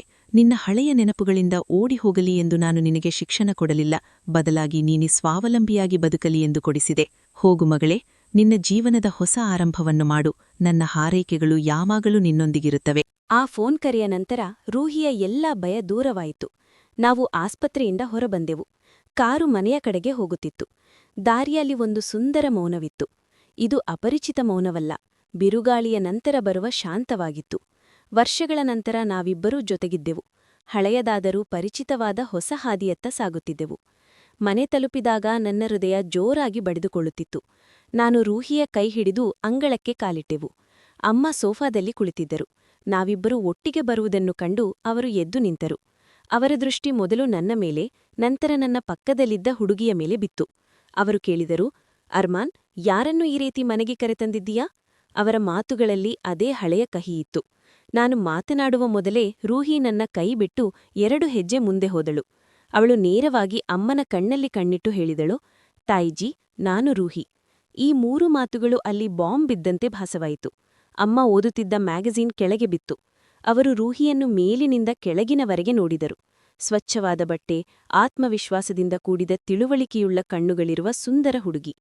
ಇವಳು ಹಳೆಯ ಹೆದರಿದ ಮಕ್ಕಳಂತೆ ವರ್ತಿಸುತ್ತಿದ್ದ ರೂಹಿ ಆಗಿರಲಿಲ್ಲ. ರೂಹಿ, ಅವರ ತುಟಿಗಳಿಂದ ಈ ಮಾತು ಹೊರಬರಲು ಬಹಳ ಕಷ್ಟವಾಯಿತು.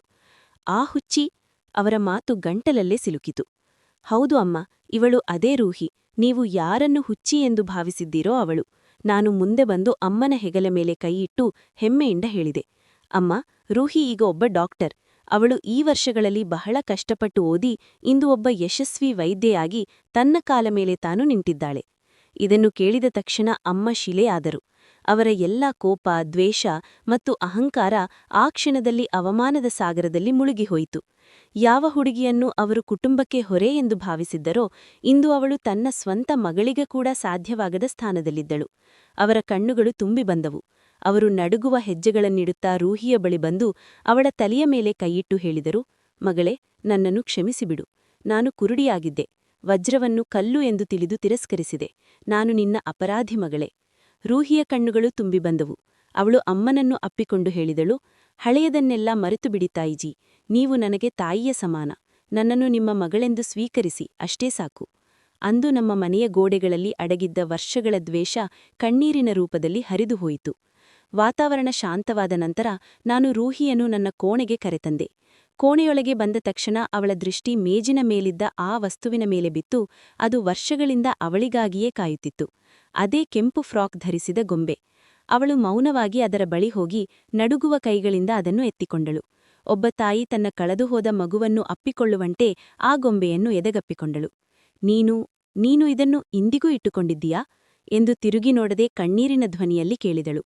ನಾನು ಅವಳ ಹಿಂದೆ ನಿಂತು ಅವಳ ಕಿವಿಯಲ್ಲಿ ಮೆಲ್ಲಗೆ ಹೇಳಿದೆ, ಇದು ಕೇವಲ ಗೊಂಬೆಯಲ್ಲ ರೂಹಿ, ಇದು ನನ್ನ ಭರವಸೆ. ನನ್ನ ರೂಹಿ ಒಂದು ದಿನ ಖಂಡಿತ ಮರಳಿ ಬರುತ್ತಾಳೆ ಎಂಬ ನನ್ನ ನಂಬಿಕೆಯಾಗಿತ್ತು. ಅವಳು ತಿರುಗಿ ನನ್ನನ್ನು ನೋಡಿದಳು. ಅವಳ ಕಣ್ಣುಗಳಲ್ಲಿ ಅಪಾರ ಪ್ರೀತಿ ಮತ್ತು ನೆಮ್ಮದಿಯಿತ್ತು. ಇಂದು ನಮ್ಮ ಕಳೆದುಹೋದ ಸಮಯ ಸುಂದರ ಭವಿಷ್ಯದೊಂದಿಗೆ ಒಂದಾಯಿತು. ಆ ಗೊಂಬೆ ಈಗ ನಮ್ಮ ದುಃಖದ ಕಥೆಯ ಗುರುತಾಗಿರಲಿಲ್ಲ, ಬದಲಾಗಿ ನಮ್ಮ ಹೊಸ ಜೀವನದ ಆರಂಭದ ಅತ್ಯಂತ ಸುಂದರ ಕುರುಹವಾಗಿತ್ತು. ಈ ಕಥೆಯಿಂದ ನಾವು ಕಲಿಯುವ ಪಾಠವೇನೆಂದರೆ, ನಾವು ಯಾರನ್ನು ಅಸಹಾಯಕರು ಅಥವಾ ದುರ್ಬಲರು ಎಂದು ತಿರಸ್ಕರಿಸುತ್ತೇವೋ ಅವರಿಗೆ ಪ್ರೀತಿ ಮತ್ತು ಗೌರವ ನೀಡಿದರೆ ಅವರು ಅತ್ಯುನ್ನತ ಸ್ಥಾನಕ್ಕೆ ಏರಬಲ್ಲರು. ಮಾನಸಿಕ ಆಘಾತಗಳಿಗೆ ಮದ್ದು ದ್ವೇಷ ಅಥವಾ ಹೀಯಾಳಕ ಅಲ್ಲ, ಬದಲಾಗಿ ಸಹಾನುಭೂತಿ ಮತ್ತು ನಂಬಿಕೆ. ಸತ್ಯವಾದ ಪ್ರೀತಿ ಮತ್ತು ತಾಳ್ಮೆ ಯಾವುದೇ ಗಾಯವನ್ನು ಮಾಯಿಸುವ ಶಕ್ತಿ